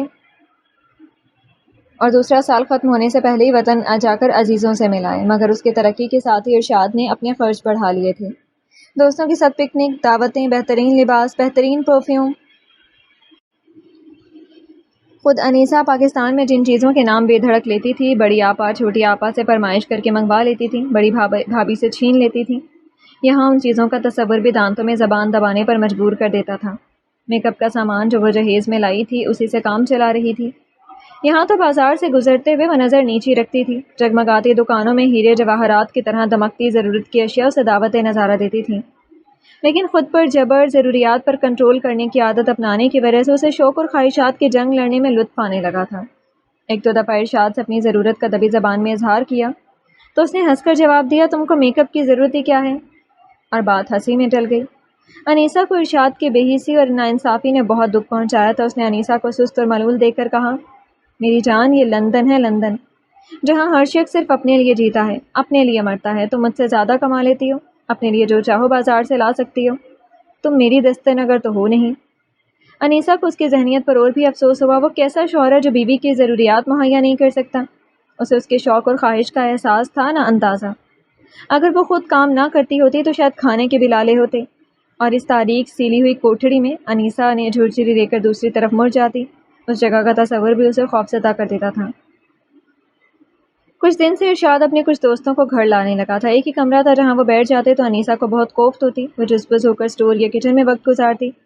ارشاد پینے پلانے کا بھی اہتمام کرنے لگا تھا۔ انیسا نے اسے روکنا چاہا تو وہ بے تنائی سے بولا، میں تو اپنے گھر میں بیٹھ کر یہ کام کرتا ہوں، مجھے کیا معلوم تم باہر کیا کرتی رہتی ہو صبح سے شام تک؟ انیسا اسے جواب دینا چاہتی تھی مگر زبان کے کڑوے پن سے کہیں بات بگڑ نہ جائے اس اندیشے سے چپ ہو گئی۔ رات کو چپکے روتی رہی۔ ارشاد سوتا رہا۔ شریک حیات، رفیق زندگی اس پر کیچڑ اچھال کر نادم تھا۔ شاید اس نے انیسا کو تنبیہ کی تھی۔ انیسا کو بڑی بھابھی کی یاد آئی، ان کے اندیشے، پھر افسری نے جو کچھ کہا تھا اسے یقین ہو گیا ارشاد کے سلسلے میں اس کے ماں باپ نے دھوکہ کھایا تھا اور اسے اس دھوکے کو خوش اسلوبی سے نبھانا تھا۔ ارشاد کے دوست بدقماش قسم کے لوگ تھے، ان کی نظروں سے بچنے کی ہر تدبیر ناکام ہو گئی تھی۔ کبھی وہ رات کو ارشاد کو مجبور کرتی کہ گھر آ کر فوراً اقبال کے گھر چلیں گے، بہت دن سے جانا نہ ہوا تھا، وہ بھی اب نہیں آتے تھے، یا کہیں گھومنے کا پروگرام بنا لیتی۔ طبیعت پر جبر کر کے باہر کھانے کا ارادہ ظاہر کرتی۔ اس وقت تو ارشاد اس تجویز پر خوش ہو جاتا مگر اگلے دن بھول جاتا، اور پھر وہی دوست اور شراب کے جام اور انیسا کی تنہائیاں۔ اس نے اس ماحول سے بچنے کے لیے فے سے اپنے لیے کوئی گھریلو ملازمت تلاش کرنے کو کہا تھا۔ فے نے اگلے ہی دن اسے خوشخبری سنا دی، ایک پاکستانی فیملی کو پاکستانی ملازمہ کی ضرورت ہے۔ انیسا کے لیے یہ خبر دھماکے سے کم نہ تھی۔ وہ اپنوں میں ہی ذلیل ہونے پر تیار نہ تھی مگر فے نے بہت اصرار کیا۔ غیروں کے سامنے ننگا ہونے سے بہتر ہے اپنوں میں ہی ذلیل ہوا جائے، اور پھر محنت ذلت نہیں عظمت ہے، اور ہم وطن بامروت تو ہوں گے، تمہاری مجبوریوں کا احترام کریں گے۔ اس طرح فے نے بھی اسے روزگار بھی مہیا کیا اور اپنے گھر کے شورش سے تحفظ بھی فراہم کیا۔ پاکستانی فیملی بے حد مختصر تھی، شاید چند ماہ پیشتر ہی ان کی شادی ہوئی تھی۔ بے حد کشادہ اور خوبصورت اپارٹمنٹ میں قیمتی قالینوں، شاندار فرنیچر اور سامان کی آرائش کی نفاست سے مکینوں کی اعلیٰ ذوقی کا اندازہ بآسانی کیا جا سکتا تھا۔ مسز بزمی جو نوجوان لڑکی تھی، انیسا کے خوش لباسی اور خوش گفتاری سے مروب ہو گئیں اور اسے اپنے گھر کام دینے میں الجھن محسوس کرنے لگیں۔ انیسا ان کی پریشانی بھانپ کر بولی، آپ حیران نہ ہوں، ضرورت مند میں بھی ہوں، آپ بھی، اور یہ لندن ہے، یہاں کسی بات پر حیرانے کی گنجائش بھی نہیں، میں آپ کو مایوس نہیں کروں گی۔ وہ مسز بزمی کے گھر کام کرنے لگی۔ صفائی، کچن کا تمام کام اور کپڑے دھونا کی ذمہ داری سے سونپ کر مسز برنی خالی نہ بیٹھتی تھی بلکہ اس کا ہاتھ بٹاتی تھی۔ اپنے بیڈ روم کی صفائی وہ خود کر لیتی تھی کیونکہ اکثر مسٹر بزمی گھر پر ہوتے تو بیڈ روم میں ہی اپنے دفتر کا کام کرتے رہتے یا ٹی وی دیکھتے۔ انیسہ ان سے کبھی ملی نہیں تھی، مگر مسز بزمی نے اس کی قابلیت، خوبصورتی اور تیز دستی کی بہت تعریفیں کر کے ان کو انیسہ کا ممنون کر دیا تھا۔ مسز بزمی خود بھی انیسہ کا شکریہ ادا کرتے نہ تھکتی۔ وہ ملازمہ کی طرح نہیں، کسی عزیزہ کے مانند ان کے گھر کی دیکھ بھال کرتی تھی۔ اس نے کئی نئی قسم کے کھانے مسز بزمی کو پکا کر کھلائے تھے۔ رات کو جب وہ دن بھر کی تھکن، پس مردہ اعصابی انتشار میں مبتلا گھر پہنچتی تو ارشاد کا موڈ بے حد خراب ہوتا۔ رات گئے تک دونوں میں جھک جھک ہوتی، جس میں شکست انیسہ کو ہوتی کہ وہ گالی گلوچ، بہتان تراشی اور قیاسات کے گھوڑے دوڑا کر نظریے قائم کرنے پر قادر تھا، بلکہ اس معاملے میں اس کا تجربہ صفر تھا، جبکہ ارشاد پہلے دبی زبان سے، اور اب جب مسز بزمی نے اس کی تنخواہ میں اضافہ کر دیا اور انیسہ سادگی میں ارشاد کو بتا بیٹھی، وہ صاف الفاظ میں الزام لگانے لگا کہ انیسہ محض اپنے شوق آوارگی کی تسکین کے لیے کسی گھر میں ملازم ہوئی ہے۔ انیسہ دم بخود رہ گئی۔ شروع میں اسے پیار سے، منت سے سمجھایا، خوشحالی کے امکان کا لالچ دیا، وہ بک کر رہ جاتا۔ خوشحالی کا خواب اسے اب محض اس پر الزام تراشی کے لیے تو سوچتا، مگر اس نے تعبیر کی خاطر کبھی اسے اس نوکری پر جانے سے نہیں روکا۔ انیسہ نے سوچا تھا وہ اسے منع کر دے گا تو وہ اپنے حال پر رحم کھا کر یہ ملازمت ترک کر دے گی، مگر ارشاد اس معاملے میں بھی لالچی اور بودا نکلا۔ سلام کا خط آ جاتا تو وہ اسے آنکھوں سے لگا کر چومتی اور پھوٹ پھوٹ کر روتی، اور آنسوؤں کو ارشاد سے چھپا لیتی کہ وہ اس قدر بے حس انسان تھا جس پر کوئی جذبہ اثر نہ کرتا تھا، اور اتنے عرصے کے ساتھ رہنے سے اب اسے اندازہ ہوا تھا محبت تو بہت دور کی چیز ہے، وہ تو مروت اور ہمدردی سے بھی عاری تھا۔ لندن کے مصروف اور گراں زندگی میں چھوٹی موٹی مزدوریاں اور ارزاں اجرت پر گھٹیا سے گھٹیا کام کرنے کی مجبوری نے اسے تمام نیک اور پاک، نرم و ملائم جذبے چھین لیے تھے۔ بھوک اور پیاس کے سوا اور کوئی احساس ہی نہیں رہا تھا۔ اس دن فیکٹری سے جلدی چھٹی ہو گئی۔ وہ بے وقت مسز بزمی کے گھر پہنچی تو وہ کچھ حیران ہوئی۔ مسٹر بزمی ابھی گھر نہیں آئے تھے۔ وہ جلدی جلدی کام نپٹانے لگی۔ بہت عرصے بعد اسے فرصت کے لمحات غنیمت معلوم ہوئے۔ سوچا تھا گھر پہنچ کر ارشاد کو مجبور کرے گی اور پھر وہ کچھ دیر کے لیے اقبال اور افسری کے گھر جائیں گے۔ اس کے جلدی گھر پہنچنے سے شاید ارشاد کا موڈ اچھا ہو اور وہ اس کی بات مان لے۔ وہ لاؤنج کی صفائی کر رہی تھی کہ کال بیل کی بجی۔ مسز بزمی دروازے کی جانب دوڑی۔ کوئی اندر آ گیا تھا۔ مسز بزمی اسے لے کر آئیں۔ انیسہ نے بے خیالی میں سر اونچا کیا۔ اس نے کبھی بھی مسٹر بزمی کو نہیں دیکھا تھا، اور آج ان کی بیوی کو ان سے متعارف کرانے کا موقع مل گیا۔ وہ انیسہ کو ان سے ملوانے کے لیے ادھر ہی لے آئی۔ مسز ارشاد، میرے میاں کو آپ سے ملنے کا بے حد اشتیاق ہے، وہ کہہ رہی تھی، اور انیسہ کے آس پاس آندھیوں کا شور ہو رہا تھا۔ فی نے کہا تھا غیروں کے سامنے ننگا ہونے سے بہتر ہے اپنوں میں ذلیل ہوا جائے، مگر انیسہ تو شرم غیرت، خفت اور صدمے سے خود کو بے لباس تصور کر رہی تھی۔ اچانک وہ ساتھ والے باتھ روم میں گھس گئی۔ نہ جانے اتنی طاقت کیسے آ گئی تھی، ورنہ ایک نظر کے ساتھ ہی اس کی جان تو جسم سے نکلنے کو تڑپ رہی تھی۔ باتھ روم اس کی پناہ گاہ تو نہیں تھا، مگر آنسو بہانے اور پانی پانی ہونے کے لیے جو لمحہ اسے درکار تھا وہ ضرور مل گیا تھا۔ 1 منٹ بعد ہی اسے مسٹر بزمی کی آواز سنائی دی، انیسہ باہر آ جاؤ، میں نے تمہیں پہچان لیا ہے۔ انیسہ کم ہمت تھی نہ بزدل، لیکن اس آواز کی شیرینی اور لہجے کی اپنائیت نے اسے ذلت کے بھنور سے ضرور نکال لیا۔ سر گھٹنوں میں دبا کر وہ بلک بلک کر رو دی کہ آنسوؤں کے سوا اور کوئی ذریعہ اظہار اسے سوجا نہ تھا۔ اس کے پاس کچھ بچا ہی نہ تھا، بے رنگ نمکین پانی کے سوا۔ چند منٹ بعد مسز بزمی اندر آئیں اور اس کا بازو پکڑ کر سہلانے لگیں، پھر دھیرے سے بولیں، اٹھو انیسہ، مجھے تو ابھی شکور نے بتایا کہ تم ان کے رشتہ دار ہو۔ اللہ، میں کتنی شرمندہ ہوں کہ حد نہیں۔ چلو باہر چلو، تم غیروں کے پاس نہیں ہو، یہ بھی تو اللہ کی حکمت ہے، اپنوں سے کوئی کب تک چھپ سکتا ہے۔ شکور تو اس قدر نادم ہیں کہ بس اف، ہم کس طرح اس کی زیادتی کی تلافی کریں، مگر تم اتنا کیوں رو رہی ہو؟ شکر کرو، غیروں کے احسان سے اپنوں کی قربت بہتر ہے۔ چلو نہ ہاتھ دھو لو، میں چائے بناتی ہوں۔ وہ سیدھی سادھی لڑکی اسے تسلی تشفی دے کر باہر چلی گئی تھی۔ انیسہ پچھتاوے کے گڑھ میں مبتلا آنسو خشک کر کے باہر آ گئی۔ جھوٹی انا کا کھیل ختم ہو گیا تھا۔ شکور نے اس سے کوئی سوال نہ کیا، وہ خود اس کے سامنے نادم نادم سا گردن نیچی کیے بیٹھا چائے پیتا رہا۔ سیما، اس کی حسین بیوی، اپنی خوش مزاجی کے پھول بکھیرتی رہی۔ اس دن انیسہ کو وقت گزرنے کا احساس نہ رہا، اور جب وہ جانے کو اٹھی تو رات ہو گئی تھی، اور لندن کی مشہور دھند نے سارے شہر کو تاریکی میں سمو رکھا تھا۔ وہ کہ بڑی اور بارونق سڑکیں تیز روشنی کے باعث تاریکی کے پردے چاک کرنے میں کامیاب تھیں، لیکن انیسہ کی گلی میں تو کار کی روشنی کے باوجود تاریکی دور نہ ہو سکی تھی۔ شکور اور سیما اسے گھر پہنچانے آئے تھے۔ انیسہ کو کبھی لندن کا موسم اتنا حسین نہ لگا تھا، وہ پردہ پوشی کرنا جانتا تھا۔ انیسہ شکور کی نظروں میں مزید ذلیل ہونے سے بچ گئی۔ وہی کوہر اور تاریکی جس سے انیسہ کو نفرت اور رلجھن ہوتی تھی، آج اس بلڈنگ کی حالت زار کو اپنے مہربان اندھیرے میں سمیٹ کر انیسہ کو شکر ادا کرنے پر مجبور کر رہی تھی۔ سردی میں ٹھٹھرتی وہ گھر میں آئی تو ارشاد نشے میں دھت دوستوں کے ساتھ تاش کھیل رہا تھا۔ وہ سیدھی اسٹور میں چلی گئی اور ارشاد کے نت نئے الزامات کے لیے خود کو تیار کرنے لگی، مگر خلاف معمول ارشاد نے اسے کوئی باز پرس نہ کی۔ انیسہ شکور کے گھر کی ملازمت چھوڑنے پر مجبور تھی اور ارشاد سے اس کے لیے تمہید باندھ رہی تھی کہ وہ بے خبر سو بھی گیا اور اگلی صبح اس نے ہی پہل کی اور انکشاف کیا کہ اس کی نوکری چھوٹ گئی۔ انیسہ کے ہاتھ سے چائے کی پیالی چھوٹ کر میز پر گری، وہ منہ کھولے اسے دیکھتی رہ گئی۔ اب کیا ہوگا؟ اس کے منہ سے گھسا پٹا سوال نئے معنوں کے ساتھ ادا ہوا۔ مکان کا مسئلہ اس کی سانس روکنے لگا تھا۔ محض انیسہ کی تنخواہوں میں گھر کا پورا خرچ اور مکان کا پورا کرایہ خوش اسلوبی سے ادا نہ ہو سکتا تھا۔ میں اکیلا ہوتا تو بے روزگاری الاؤنس مل جاتا، مگر تم برسر روزگار بھی ہو۔ اب جب تک مجھے نیا کام ملے گا تم کو ایک اور کام تلاش کرنا ہوگا۔ یہاں پر لوگ کسی سیر تفریح کے لیے جاتے ہیں تو کسی معقول عورت کو اجرت پر گھر چھوڑ جاتے ہیں۔ تم یہ کام کر سکتی ہو، آدھی یا پوری رات کے لیے خاصی اجرت ملتی ہے اور کام کچھ نہیں، صرف ان کے چھوٹے بچوں کی دیکھ بھال۔ انیسہ ارشاد کے منصوبے کا سن کر بے ہوش ہونے لگی۔ فیکٹری میں جان کھپانے کے بعد شکور کے گھر کے کاموں میں اس کے ہاتھ پیر شل ہو جاتے تھے۔ کمر میں مستقل درد رہنے لگا تھا، سردی اس کی رگ رگ میں جم جاتی تھی اور آرام و تفریح کے لیے ترستی ہوئی وہ اچھے دنوں بیتے دنوں کو یاد کر کے صبر کے تلخ گھونٹ پیتی ہی رہ جاتی تھی۔ اور یہ شخص اس کی محنت و مشقت پر دلاسا دینے سے تو رہا، کوئی آرام پہنچانے سے تو رہا، کبھی کوئی میٹھا لفظ تک نہ کہتا تھا، اور اب خود نوکری چھوڑ کر اسے مزید محنت و مزدوری پر رضامند کر رہا تھا۔ رات کا وہ چند گھنٹوں کا آرام جو اپنے گھر کے بستر پر اسے ملتا تھا، یہ اسے اس سے بھی محروم کرنا چاہتا تھا۔ ارے میں مشین تو نہیں ہوں، مگر وہ کچھ نہ بولی۔ تھکے ہوئے اعصاب مزید شل ہو گئے، زبان کنگ ہو گئی۔ وہ دل ہی دل میں امی ابو سے مخاطب ہوئی۔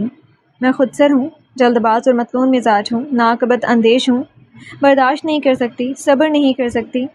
ارے امی، میرے بابا، تم نے کتنے غلط اندازے لگا کر مجھے ناکردہ گناہوں کی اتنی لمبی سزا دے ڈالی ہے۔ اس لمبی عمر قید سے تو بہتر تھا تو مجھے سولی دے دیتے، اپنے ہاتھوں دیوار میں چن دیتے۔ صبر کا اجر، وفا کا صلہ کب ملے گا؟ کہاں ملے گا؟ لیکن آزمائشوں کے مرحلے میں ابھی مزید کرب برداشت کرنا ہے، یہ وہ جانتی تھی، مگر یہ آزمائش اتنی کڑی، ایسی اذیت ناک ہوگی، اس کا اندازہ کوئی نہیں کر سکتا تھا۔ ارشاد سارا دن گھر میں پڑا رہتا، اب اس کے دوست دن میں بھی ڈیرا لگائے رہتے۔ آمدنی ختم ہو گئی تھی، مگر جو لت اس نے لگائی تھی وہ اب چھوٹنی ممکن نہ رہی تھی۔ انیسہ حسب معمول رات کو گھر آتی تو ارشاد باز پرس اور شکوک کے سارے الفاظ زہر میں بجھا کر اسے پلا دیتا۔ مجبور زندگی وہ ہراساں ادھر ادھر دیکھتی۔ پہلے شکور کی ملازمت چھوڑنے کا ارادہ کیا تو ارشاد بیکار ہو گیا اور اسے یہ چھوٹی سی خواہش بھی پوری ہوتی نظر نہ آئی تھی، تو دل و دماغ میں کھلبلی سے مچ گئی تھی۔ میرے خدا، مجھے میری قصور، میری خطاؤں کی فہرست عطا کر دے تو میں خود ہی اپنے لیے اذیت ناک سزا چن لوں گی۔ مجھے یوں سسکا کر موت سے ہمکنار نہ کر کہ نہ مر سکوں نہ زندہ رہنے کے قابل رہوں۔ بیکاری اور بری صحبت دونوں انسانی ذہن کو پستی میں لے جانے کے ذمہ دار ہوتے ہیں، اور جب ذہن کسی بھی جذبے سے ناآشنا ہو تو کڑوا کریلا نیم چڑھا کی مثال پوری ہو جاتی ہے۔ ایک روز جب انیسہ کو بخار تھا، شکور اسے اپنی گاڑی میں چھوڑنے آیا۔ بخار کی شدت میں ذہن بے قابو تھا، ہاتھ پیر کانپ رہے تھے۔ شکور اسے اس کے گھر تک پہنچانے آ گیا۔ ذہن کی تمام تر صلاحیتیں کام میں لا کر انیسہ نے اسے نیچے سے ہی خدا حافظ کہنا چاہا، مگر گرنے لگی تو شکور نے ہی سہارا دیا اور اس کے نانا کرنے کے باوجود اوپر پہنچانے میں مدد دی۔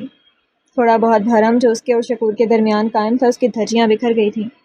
کھلے دروازے سے ارشاد اپنے دوستوں کے درمیان بوتلوں کا کھیل کھیلتے شکور کو بھی نظر آ گیا تھا، اور کمرے کی اجڑی حالت بھی اس سے چھپی نہ رہ سکی تھی۔ وہ فوراً ہی واپس جانے لگا۔ پہلی سیڑھی پر پیر رکھتے ہوئے اس نے ارشاد کی آواز اور لڑکھڑاتے لہجے کے زہر آلود الفاظ پہ سن لیا۔ کس کے ساتھ آئی ہو؟ ہاں، یہ مزے ہیں، تبھی میں کہوں کون اتنے پیسے دیتا ہے؟ شکور تو خون کے آنسو پیتا فوراً ہی نیچے اترتا چلا گیا۔ جی تو چاہتا تھا اس شخص کا گریبان پکڑ کر اسے رشتوں کی نزاکت سے آگاہ کرے، مگر وہ نہ جانتا تھا کہ ان میاں بیوی کے تعلقات کیسے تھے۔ ارشاد کیا کرتا تھا؟ انیسہ نے کبھی اس بارے میں ایک لفظ بھی نہیں بتایا تھا، پھر وہ کیسے ان کے معاملے میں دخل دیتا؟ مگر انیسہ کا بخار آن کی آن میں ٹھنڈے پسینوں کے ساتھ ہی اتر گیا۔ وہ وہیں سب کے سامنے زمین پر گر گئی۔ اس کا جسم سخت یکلخت سرد ہو گیا تھا۔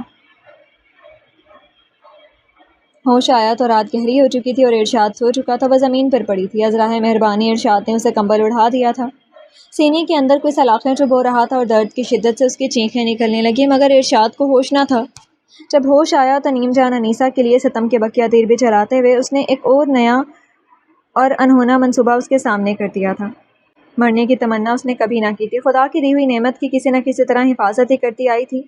وہ ہمت باقی رہی نہ حوصلہ، مگر وہ زندگی کی گاڑی کو کسی طرح گھسیٹتی رہی تھی، اپنا وجود بھلا کر، عزت نفس لٹا کر، لیکن شرم و غیرت کے لٹنے سے پہلے وہ موت کو گلے لگانے کی آرزو کر رہی تھی۔ یہ کیسا روپ بتا تھا اس کے شریک سفر نے، اس کے محافظ نے، راہزن نے، دشمن ثابت کر کے وہ انیسہ کے دل سے بچی کچی مروت کو بھی چھین لینے پر تیار تھا۔ نہیں، اب نہیں، انیسا کی روح لرز رہی تھی، وہ انکار کرتی اور ارشاد اسے مارنے لگتا۔ انیسا کو بخار تھا جو نئی حالات کو دیکھ کر دہشت سے خود ہی اتر گیا تھا، مگر اب اس کی روح بیمار تھی۔ ارشاد نے اپنے ظالمانہ رویے سے اسے زخمی کر دیا تھا۔ پوری دنیا زلزلوں کی زد میں آ گئی، بے بسی نے اسے چیخنے پر مجبور کر دیا۔ وہ روئی، گڑ گڑائی، چیخی چلائی، کوئی اس کی مدد تو کیا کرتا۔ ارشاد نے لحاظ و شناسائی کے سارے پردے ہی پھاڑ کر دھجیاں دھجیاں کر کے بکھیر دیے۔ کوئی رشتہ، کوئی ناتا۔ اب اسے پکارتا بھی تو وہ جواب دینے کے قابل ہی کہاں تھی۔ کیا میں تم سے اتنا فائدہ بھی حاصل نہیں کر سکتا؟ جب میں تمہیں گھر سے نکلنے سے روک دوں گا، میں تمہاری بیوی ہوں، تمہاری غیرت ہوں، جب میں تمہیں گھر سے نکلنے سے روک دوں گا اور 2-4 فاقے گزریں گے تو اس غیرت کے بھاؤ اور بھی گر جائیں گے۔ ارے یہ لندن ہے، یہاں سب چلتا ہے۔ وہ بے حد اعتماد سے بول رہا تھا، یوں جیسے اس کی نظریں انیسا کی عزت، غیرت، شرم و حیا اور پاکیزگی کی کوئی قیمت ہی نہ تھی۔ شرم کرو۔ وہ منہ چھپا کر رونے لگی تو ارشاد تلخی سے ہنسا۔ تم نے شرم کی ہوتی تو میں ایسی بات نہ کہتا۔ جو عورت ایک بار باہر نکل جاتی ہے اس کی شرم و حیا کا جنازہ بھی اسی وقت نکل جاتا ہے۔ یہ بات میری اماں اور دادی کہتی تھی، مگر میں اس پر یقین نہیں کرتا تھا، مگر تمہارے حوالے سے میں اس پر یقین ہی نہیں، مکمل یقین کرتا ہوں۔ اوور ٹائم، گھر کی سروس، ہوٹل کی ڈیکوریشن، اسٹور کی صفائی، یہ بہانے مجھے احمق بنانے کے لیے ناکافی تھے۔ انیسا بیگم، نوکری کے بہانے کیا نہیں کرتی تھی تم؟ اب پارسائی کا نقاب اوڑھنے کا کوئی فائدہ نہیں؟ اسے یقین دلانے کا کوئی فائدہ نہ تھا۔ وہ غصے میں بکتا جھکتا باہر نکل گیا تھا۔ بیماری اور لاچاری نے انیسا کی ذہنی حالت کو پراگندہ کر دیا تھا۔ جسم و جاں زخمی، اس کا وجود لرزاں و ترساں، مگر وہ حوصلے سے اپنے مورچے پر ڈٹی ہوئی تھی۔ کہاں جاتی، کس سے فریاد کرتی؟ مگر جب اسے فیکٹری سے جواب ملا تو وہ سرد کمرے میں کھڑی کی کھڑی رہ گئی۔ سامنے آس پاس ٹائپ رائٹر کی ہلکی آوازیں، ٹیلی فون کی گھنٹیاں، لوگوں کی آمد و رفت، زندگی کے تمام آثار موجود تھے، مگر وہ اکڑی ہوئی لاش کی طرح سرد خانے میں منجمد ہو گئی تھی۔ آنکھوں کے سامنے اندھیرا تھا، مکمل تاریکی۔ ارشاد کو اس کی نوکری چھوٹنے کی بہت خوشی ہوئی تھی۔ ایک بے کس عورت کے غرور کا بت توڑنے کے لیے اسے خود کچھ نہ کچھ کرنا پڑا تھا۔ تقدیر نے خود ہی اسے ایسی راہوں پر کھڑا کر دیا تھا جہاں وہ اپنے شوہر کے حکم پر چلنے کے لیے مجبور ہو سکتی تھی۔ یہ مرد کی فتح تھی، بے غیرت مرد کی فتح۔ شرم و حیا، پاسداری، اخلاق و مروت، غیرت و عزت، بے معنی کھوکھلے الفاظ تصور کر لیے جائیں تو کوئی راستہ رسوائی کی جانب سفر نہیں کرتا۔ کوئی پستی اجنبی نہیں ہوتی۔ جب وہ ایک مرد لے ہی آیا تو وہ خوف و دہشت سے چیخ پڑی۔ مار پیٹ اب کچھ عرصے سے نئی بات نہ رہی تھی، مگر مجازی خدا کے حکم سے انحراف اس کا بہت بڑا گناہ تھا، جس کی سزا کے لیے ارشاد نے اپنے حق کا استعمال ہاتھ، پیر، منہ کے خون سے ہر طریقے سے کیا۔ اسے روئی کی طرح دھنک دیا۔ کمزور مخلوق پلٹتی رہی، کپڑے تار تار ہو گئے، بال بکھر کر الجھ گئے، جسم زخمی زخمی اور لہو لہو، روح داغ داغ۔ بے کسی، نارسائی اور خودی نے اس میں جانے کتنی طاقت بھر دی کہ ارشاد کے ہاتھ کو پکڑ کر اس کو خود سے دور کیا تو وہ کچھ پریشان ہو گیا۔ غصہ، اشتعال اور مدافعت کے حربے کا استعمال اچانک ہی سوجھا۔ زخمی چہرہ غضبناک شیرنی کے انداز لیے، آنکھوں میں شعلے اور دانتوں کو پیس کر وہ ارشاد پر پل پڑی۔ کمزور کو طاقت مل گئی تھی۔ ارشاد حیرانی میں ہی مار کھا گیا تھا۔ وہ بزدل ہرنی اچانک ہی شیرنی کے روپ میں ظاہر ہوئی تھی۔ اسے زمین پر گرا کر لاتیں رسید کر کے کمرے سے باہر نکلی۔ دروازے کے آگے اس کا وہ مرد کھڑا تھا، اسے دھکا دیتی دھڑ دھڑ زینیاں اترتی چلی گئی۔ سب سے نچلی منزل پر فے رہتی تھی۔ پاگلوں کی حالت بنائے وہ فے کے گھر پہنچی تو وہ حیران سی اسے دیکھنے لگی۔ اس وقت سنگھار میز کے سامنے بیٹھی تھی۔ اس نے میک اپ کر رکھا تھا، بال بنائے ہوئے تھے اور کپڑے بھی نہیں تھے۔ انیسا نے ارشاد کی درندگی کی داستان سنائی اور اپنی حفاظت کے لیے اس سے مدد مانگی۔ فے نے گردن نیچے کر کے کچھ کہا۔ وہ انیسا کی داستان خاموشی سے سن رہی تھی۔ انیسا نے غور کیا تو کئی نئی باتیں معلوم ہوئیں۔ فے کا شوہر بیمار تھا، وہ سامنے زمین پر پرانے کمبل اوڑھے لیٹا تھا۔ دوسرے کمرے میں ایک اجنبی شراب سے شغل کر رہا تھا۔ فے کا شوہر انیسا کی باتیں سن کر کروٹ بدل کر لیٹ گیا۔ فے نے دوسرے کمرے میں بیٹھے اجنبی کو چور نظروں سے دیکھا۔ وہ امریکی تھا، فے کا دوست نہیں تھا۔ اسے تو امریکیوں سے شدید نفرت تھی، یہ اس کی مجبوریوں کا خریدار تھا۔ بیوپار میں دشمنی کا گزر نہیں ہوتا۔ وہ انیسا نہیں تھی۔ چند منٹ پہلے کی حاصل شدہ توانائی بے انتہا نقاہت میں بدل گئی۔ زمین پر رکھی چوکی پر بیٹھتے ہوئے اس نے کمزور آواز میں کہا، مجھے ایک ٹیکسی منگوا دو۔ افسری اسے اس حال میں دیکھ کر خوفزدہ ہو گئی، گو کہ فے نے اسے اپنا لمبا کوٹ پہنا دیا تھا جس نے اس کے تار تار لباس کی پردہ پوشی کر لی تھی، مگر انیسا کا حلیہ، اڑی ہوئی رنگت، دہشت سے سفید ہونٹ اور نقاہت میں ڈوبی دھیمی آواز سے ہی اسے اندازہ ہو گیا تھا کہ اس پر کوئی قیامت ٹوٹی ہے۔ افسری ہمدرد عورت تھی۔ اس نے گرم بستر میں لٹا کر اس کا لباس تبدیل کیا، چائے پلائی اور دھیرے دھیرے اس کا سر دبایا یہاں تک کہ وہ سو گئی تھی۔ کتنے دن بعد آرام ملا تھا، جیسے صدیوں کے بعد فکر اور دہشت کے عذاب سے نجات ملی تھی۔ اقبال ارشاد سے تعلق ختم کر چکا تھا، یہ بات ارشاد نے اسے بتا دی تھی۔ ارشاد بدنامی کی دلدل میں دھنستا جا رہا تھا۔ اقبال نے اسے نکالنے کی کوشش کی تھی، مگر وہ پھر سے اس سے الگ ہو گیا۔ اقبال نے انیسہ سے کوئی سوال نہ کیا. اس کی ظاہری حالت، ارشاد کی مبینہ مصروفیات، بری صحبت اور بیکاری کا معلوم تھا. وہ خوب اچھی طرح جان گیا تھا کہ انیسہ پر کیا گزری ہے. انیسہ کی طبیعت ٹھیک ہوئی، خوف سے نجات ملی تو رفتہ رفتہ اس نے افسری کو اپنی داستان سنائی. اقبال چاہتا تھا انیسہ کا کوئی عزیز یہاں ہو تو وہ اس کی مدد سے اس کا پاکستانی عزیزوں تک پہنچانے کی کوشش کرے، مگر انیسہ وطن واپس جانے کے نام سے کانپنے لگتی تھی. کیا کہوں گی، کیسے یقین دلاؤں گی؟ خود سری، جلد بازی اور تیزی اور تراری پہلے ہی مشہور تھی. کوئی اس کے صبر و برداشت کی گواہی دے گا؟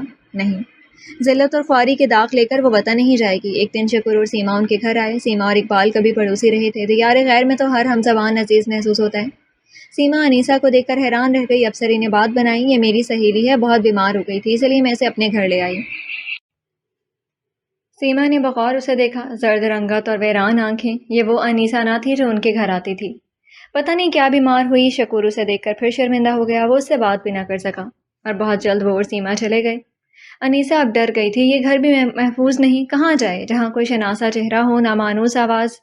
افسری کب تک بہانے بناتی رہے گی؟ رات کو سونے لیٹی تو آنسوؤں کے ساتھ ہی سسکیاں بھی آواز دینے لگیں. افسری فوراً اس کی دلداری کے لیے موجود ہوئی. کیسی بے نفس عورت ہے اور کتنی خوش نصیب جسے اقبال جیسا انسان ملا ہے.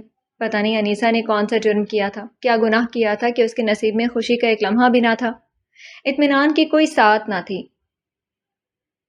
یہ آزمائش ابھی اور کتنی باقی ہے میرے خدا. اقبال اور افسری اس کے کون تھے جن کے احسان تلے وہ کوئی شرم محسوس نہ کرتی تھی؟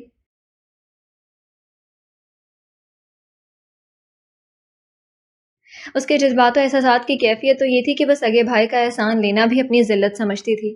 شاید اس کو اپنے اسی غرور کی سزا مل رہی تھی. سسکیاں بلند سے بلند تر ہو رہی تھیں اور چند لمحوں میں چیخوں کی صورت فریاد کرنے لگی تھیں. افسری گھبرا گئی. اسے تو ایسا محسوس ہو رہا تھا انیسہ کی روئیں روئیں سے چیخوں کے قافلے برآمد ہو رہے ہیں.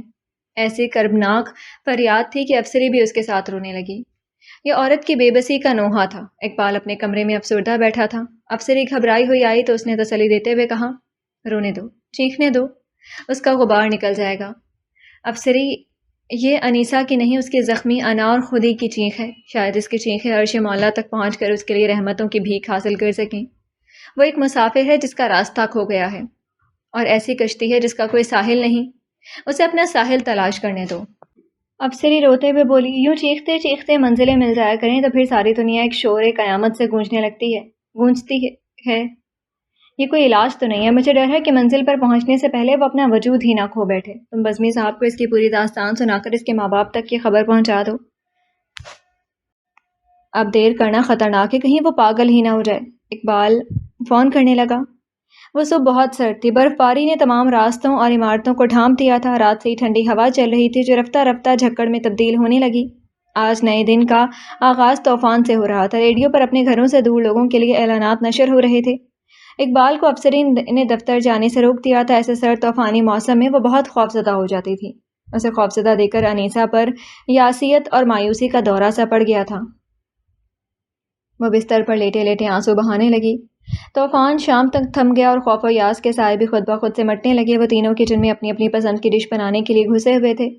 یہ تجویز اقبال کی تھی. وہ دونوں خواتین کو خوش رکھنے کے لیے یہ تجویز پیش کر کے سب سے پہلے خود ہی وہاں جا گھسا تھا. انیسہ پر بھی اس نئے ماحول نے بہت اچھا اثر کیا تھا. تم کیا بناؤ گی؟ انیسہ نے پوچھا. میں سویاں پکاؤں گی، اقبال کو بہت پسند ہے. افسری نے خوش مزاجی سے کہا. اور تم؟ میں اسٹوو پکاؤں گی. تم کو بہت پسند ہے نا؟ انیسہ نے کہا. اور میں چائے بناؤں گا. اقبال نے انگلی اٹھا کر اعلان کیا. جو ہم سب کو بہت پسند ہے. افسری ہنسنے لگی. انیسہ بھی مسکرا دی. ماحول بے حد خوشگوار ہو گیا تھا. وہ کھانا کھا رہے تھے. کال بیل بجی تو افسری اٹھنے لگی. انیسہ اسے روک کر خود دروازے پر چلی گئی. چند لمحے بعد سناٹے کی چیخیں فضا میں گونجتی رہیں، انیسہ کے وجود میں تیرتی رہیں. ازر اور ابد ایک ساتھ پکار اٹھے، آؤ آؤ. اس کے جسم کی شکستہ عمارت کو زمین بوس ہونے سے پہلے منجلے بھیا نے اپنے آہنی بازوؤں میں سمو لیا. صبح اس کی آنکھ منجلے بھیا کے بازوؤں میں طلوع ہوئی. پوری رات انہوں نے انیسہ کو اپنی مہکتی، مہربان، پرشفقت اور مضبوط آغوش میں لی اپنی اور والدین کی جانب سے کی گئی کوتاہی اور زیادتیوں کی معافی مانگتے گزار دی تھی. نئے دن کا آغاز اعتماد اور یقین کی روشنی لے کر طلوع ہوا تھا.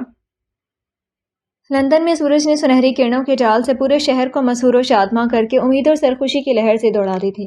منجلے بھیا کے ساتھ ان کے ہوٹل میں مقیم انیسہ نے بھی بالکنی کے نیچے سڑک پر جانے والی چہل پہل کا مشاہدہ کیا تھا. موسم نے کروٹ بدل لی تھی. اہل لندن گھروں سے نکل کر سیرگاہوں کا رخ کر رہے تھے. ساحل سمندر خوش رنگ لباسوں سے جگمگانے لگا تھا. رات کی تاریکی طوفان کی تباہی کے بعد دن کا سورج سارے غم وسوسے مٹا کر نئی سج دھج سے امنگوں مسرتوں کی کرنیں لٹا رہا تھا۔ آج سلام آ رہا ہے۔ منجلے بھیا حیران کرنے میں ثانی نہ رکھتے تھے، اسے اب اندازہ ہو رہا تھا۔ وہ کیسے، کیوں؟ وہ ہکلا گئی، بول نہ سکی۔ میں نے اس کا داخلہ یہاں یونیورسٹی میں کرا دیا ہے، اسی سلسلے میں آیا تھا۔ اتفاقاً شکور کے گھر بھی چلا گیا تھا اور وہاں۔ وہ چپ ہو گئے۔ انیسہ کی سٹی گم ہو گئی تو شکور کو بھی معلوم ہو گیا اور منجلے بھیا سے بھی کچھ چھپا نہ رہا۔ یہ انتہا تھی اس کی ذلت و خواری، بدنامی اور رسوائی کی، مگر وہ بھی شربت کے گھونٹ کی طرح پی گئی۔ سلام کے آنے پر تمہیں اعتراض ہے؟ منجلے بھیا دکھ کے سائے اس کے چہرے پر پھیلتے دیکھ کر پریشان ہو گئے۔ نہیں، صرف تعجب، اس نے رسان سے کہا۔ تمہیں تو اب کسی بات پر بھی تعجب نہیں کرنا چاہیے انی، یہ دنیا ہے۔ منجلے بھیا اسے سمجھانا چاہتے تھے مگر وہ اب کچھ سمجھنے کے لیے عقل کہاں سے لاتے جو حالات نے اس سے چھین لی تھی۔ سلام آ گیا تھا، شاید اسے بھی علم ہو گیا تھا۔ انیسہ اس کی بہن پر کون سی قیامتیں ٹوٹی تھی، تبھی تو وہ اس کے دامن میں منہ چھپائے آنسو بہا رہا تھا۔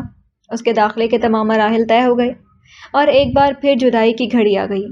افسری، اقبال، سیما اور شکور انہیں خدا حافظ کہنے ایئرپورٹ پر کھڑے تھے، تبھی افسری نے اسے بتایا منجلے بھیا نے ارشاد سے طلاق حاصل کر لی تھی، اب انیسہ آزاد تھی۔ منجلے بھیا کو فیک کے ذریعے حالات کا علم ہوا تھا اور اب ارشاد جیل میں ہے اپنے تمام دوستوں کے ساتھ۔ وہ منشیات کی فروخت کے نتیجے میں اس انجام کو پہنچے۔ انیسہ سلام کو لپٹائے کھڑی تھی، وہ آزاد تھی مگر خوش نہ تھی۔ یہ آزادی بھی اس کی تحقیر کا سبب بنی ہے، اس کے عوامل سے وہ آگاہ تھی۔ ابھی تک اس نے اپنی تباہ اور بربادی کو عزیزوں سے چھپایا تھا مگر اب اس کی طلاق ایک داغ کی طرح اسے مزید بربادی اور رسوائی تک لے جائے گی۔ وہ سکتے کی کیفیت میں جہاز پر بیٹھی سلام شکور کے بازو سے لگا کھڑا تھا اور ڈپٹپائی آنکھوں سے اپنی مجبور اور محترم بہن کی روانگی کا منظر دیکھ رہا تھا۔ بادلوں کے لشکر کا قلب پھاڑتا جہاز اوپر ہی اوپر اڑا جا رہا تھا۔ وطن واپسی کا تصور کتنا دل خوش کن ہوتا ہے، لیکن انیسہ مخموم و مزمحل، ساکت و بے حس اس طرح گھر آئی جیسے کہیں گئی ہی نہ تھی۔ جانے پہچانے راستے، وہی گلیاں، وہی بازار، مگر سب اجنبی۔ گھر ویسا ہی تھا جیسا وہ چھوڑ کر گئی تھی۔ گیٹ کے بوگن ویلیا جوں کی توں پھولوں سے لدی ہوئی تھی۔ برآمدے میں بیت کی چاروں کرسیاں اسی طرح موجود، کارنرز پر گلدان میں اس کے ہاتھ کے بنائے کاغذ کے پھول بھی ویسے ہی تھے، بے رنگ ہو گئے تھے مگر تھے۔ امی ابو کی نظریں شرمندہ اور نادم اسے دیکھ کر ان کے سر جھک جاتے، وہ ادھر ادھر ٹل جاتی۔ اس نے پہلی بار منجلے بھیا کو اس گھر میں دیکھا تھا، وہ اسے پہنچانے آئے تھے۔ پہلے کبھی یہ واقعہ پیش آتا تو انیسہ ادھم مچا دیتی، ان کی خاطر مدارات آسائشوں کے ڈھیر لگا دیتی، خوشی سے کلانچے بھرتی، چہچہاتی پھرتی، لگن مسرور چڑیوں کی طرح۔ لیکن وہ انہیں اپنے ساتھ لا کر بھی خوش نہ تھی۔ وہ کمرہ بند کر کے پورا دن گزار دیتی، اس کی بھوک پیاس بھی ختم ہو گئی تھی۔ باقی تمام حصوں کے ساتھ منجلے بھیا ابو امی کو کس طرح مطمئن کر گئے اسے کچھ خبر نہ تھی۔ انہوں نے جاتے ہوئے اس کے چہرے کو اپنی انگلیوں سے چھوا تھا، بس نظروں سے دلاسا دیا تھا، خوش نظر آتے رہنے کی تاکید کی تھی، اور پھر پھیکے اداس دن گزرنے لگے۔ اس نے قطعاً یہ نہ جاننا چاہا کہ اس کے جانے کے بعد سلام نے اس کی کن چیزوں پر قبضہ جمایا اور الماری میں موجود سکے، اسٹیمپ یا اس کی کتابیں کتنی تعداد میں موجود ہیں۔ وہ پتھر کے مجسمے کی طرح بے حس و حرکت ہو گئی تھی۔ ابو یا امی کے منہ سے انگلینڈ کا نام سنتی تو کانوں میں انگلیاں دے دیتی۔ سلام کے خط آتے، وہ انہیں پڑھنے کی ہمت بھی نہ کر پاتی کہ وہ انگلینڈ سے آتے تھے، جہاں سے وہ جانے کس طرح اپنا شکستہ وجود تو لے کر آئی تھی، سارا فخر، تمام صلاحیتیں وہیں چھوڑائی تھی۔ آلوچے کے پیڑ پر چڑیاں پھدکتی پھرتیں اور رات ہوتی بوگن ویلیا کے گھنے جنگل میں جا گھستیں۔ آلوچے کا پیڑ خزاں کے زد میں آ گیا تھا۔ بوگن ویلیا گرے سبز پتوں سے ڈھکی ہوئی اور لال سفید پھولوں سے لدی ہوئی تھی۔ اسے خزاں نے کبھی کوئی گزند نہ پہنچائی تھی۔ اچانک ایک دن اس نے آلوچے کے پیڑ میں سفید کلیاں ابھرتی دیکھیں، پتوں سے بے نیاز ٹنڈ منڈ پیڑ ایک دن ہزاروں کلیوں سے بھر گیا۔ وہ دن بھر بیٹھی ان کلیوں کی حفاظت کرتی رہتی۔ چڑیوں کو کیا احساس، وہ تو اس شاخ سے اس شاخ پھدکتی ہی پھرتی تھی، مگر انیسہ انہیں اڑا دیتی۔ 2 دن کے اندر کلیاں پھول بننے لگیں اور پتوں نے تنوں سے سر ابھار کر بڑی حیرت سے پھولوں کی بہار کو دیکھا۔ بہار آ گئی تھی۔ انیسہ کے جسم میں خون تیزی سے رواں ہو گیا، ایک جانی بوجھیں بساط کی لہر اس کے رگوں میں سنسنانے لگی۔ بہار کی خوشبو اس کے وجود نے تسلیم کر لی تھی اور روح پر چھایا غبار دھل گیا تھا۔ رات کو زری اور خالہ گئیں، وہ رنجیدہ اور پشیمان تھیں۔ انیسہ انہیں باتیں کرتا چھوڑ کر اپنے بستر میں گر گئی۔ نئی صبح طلوع ہو رہی تھی مگر یہ کیا؟ انیسہ رات اتنی بے خبر سوئی کہ اسے رات کے طوفان باد و باران کی خبر ہی نہ ہوئی۔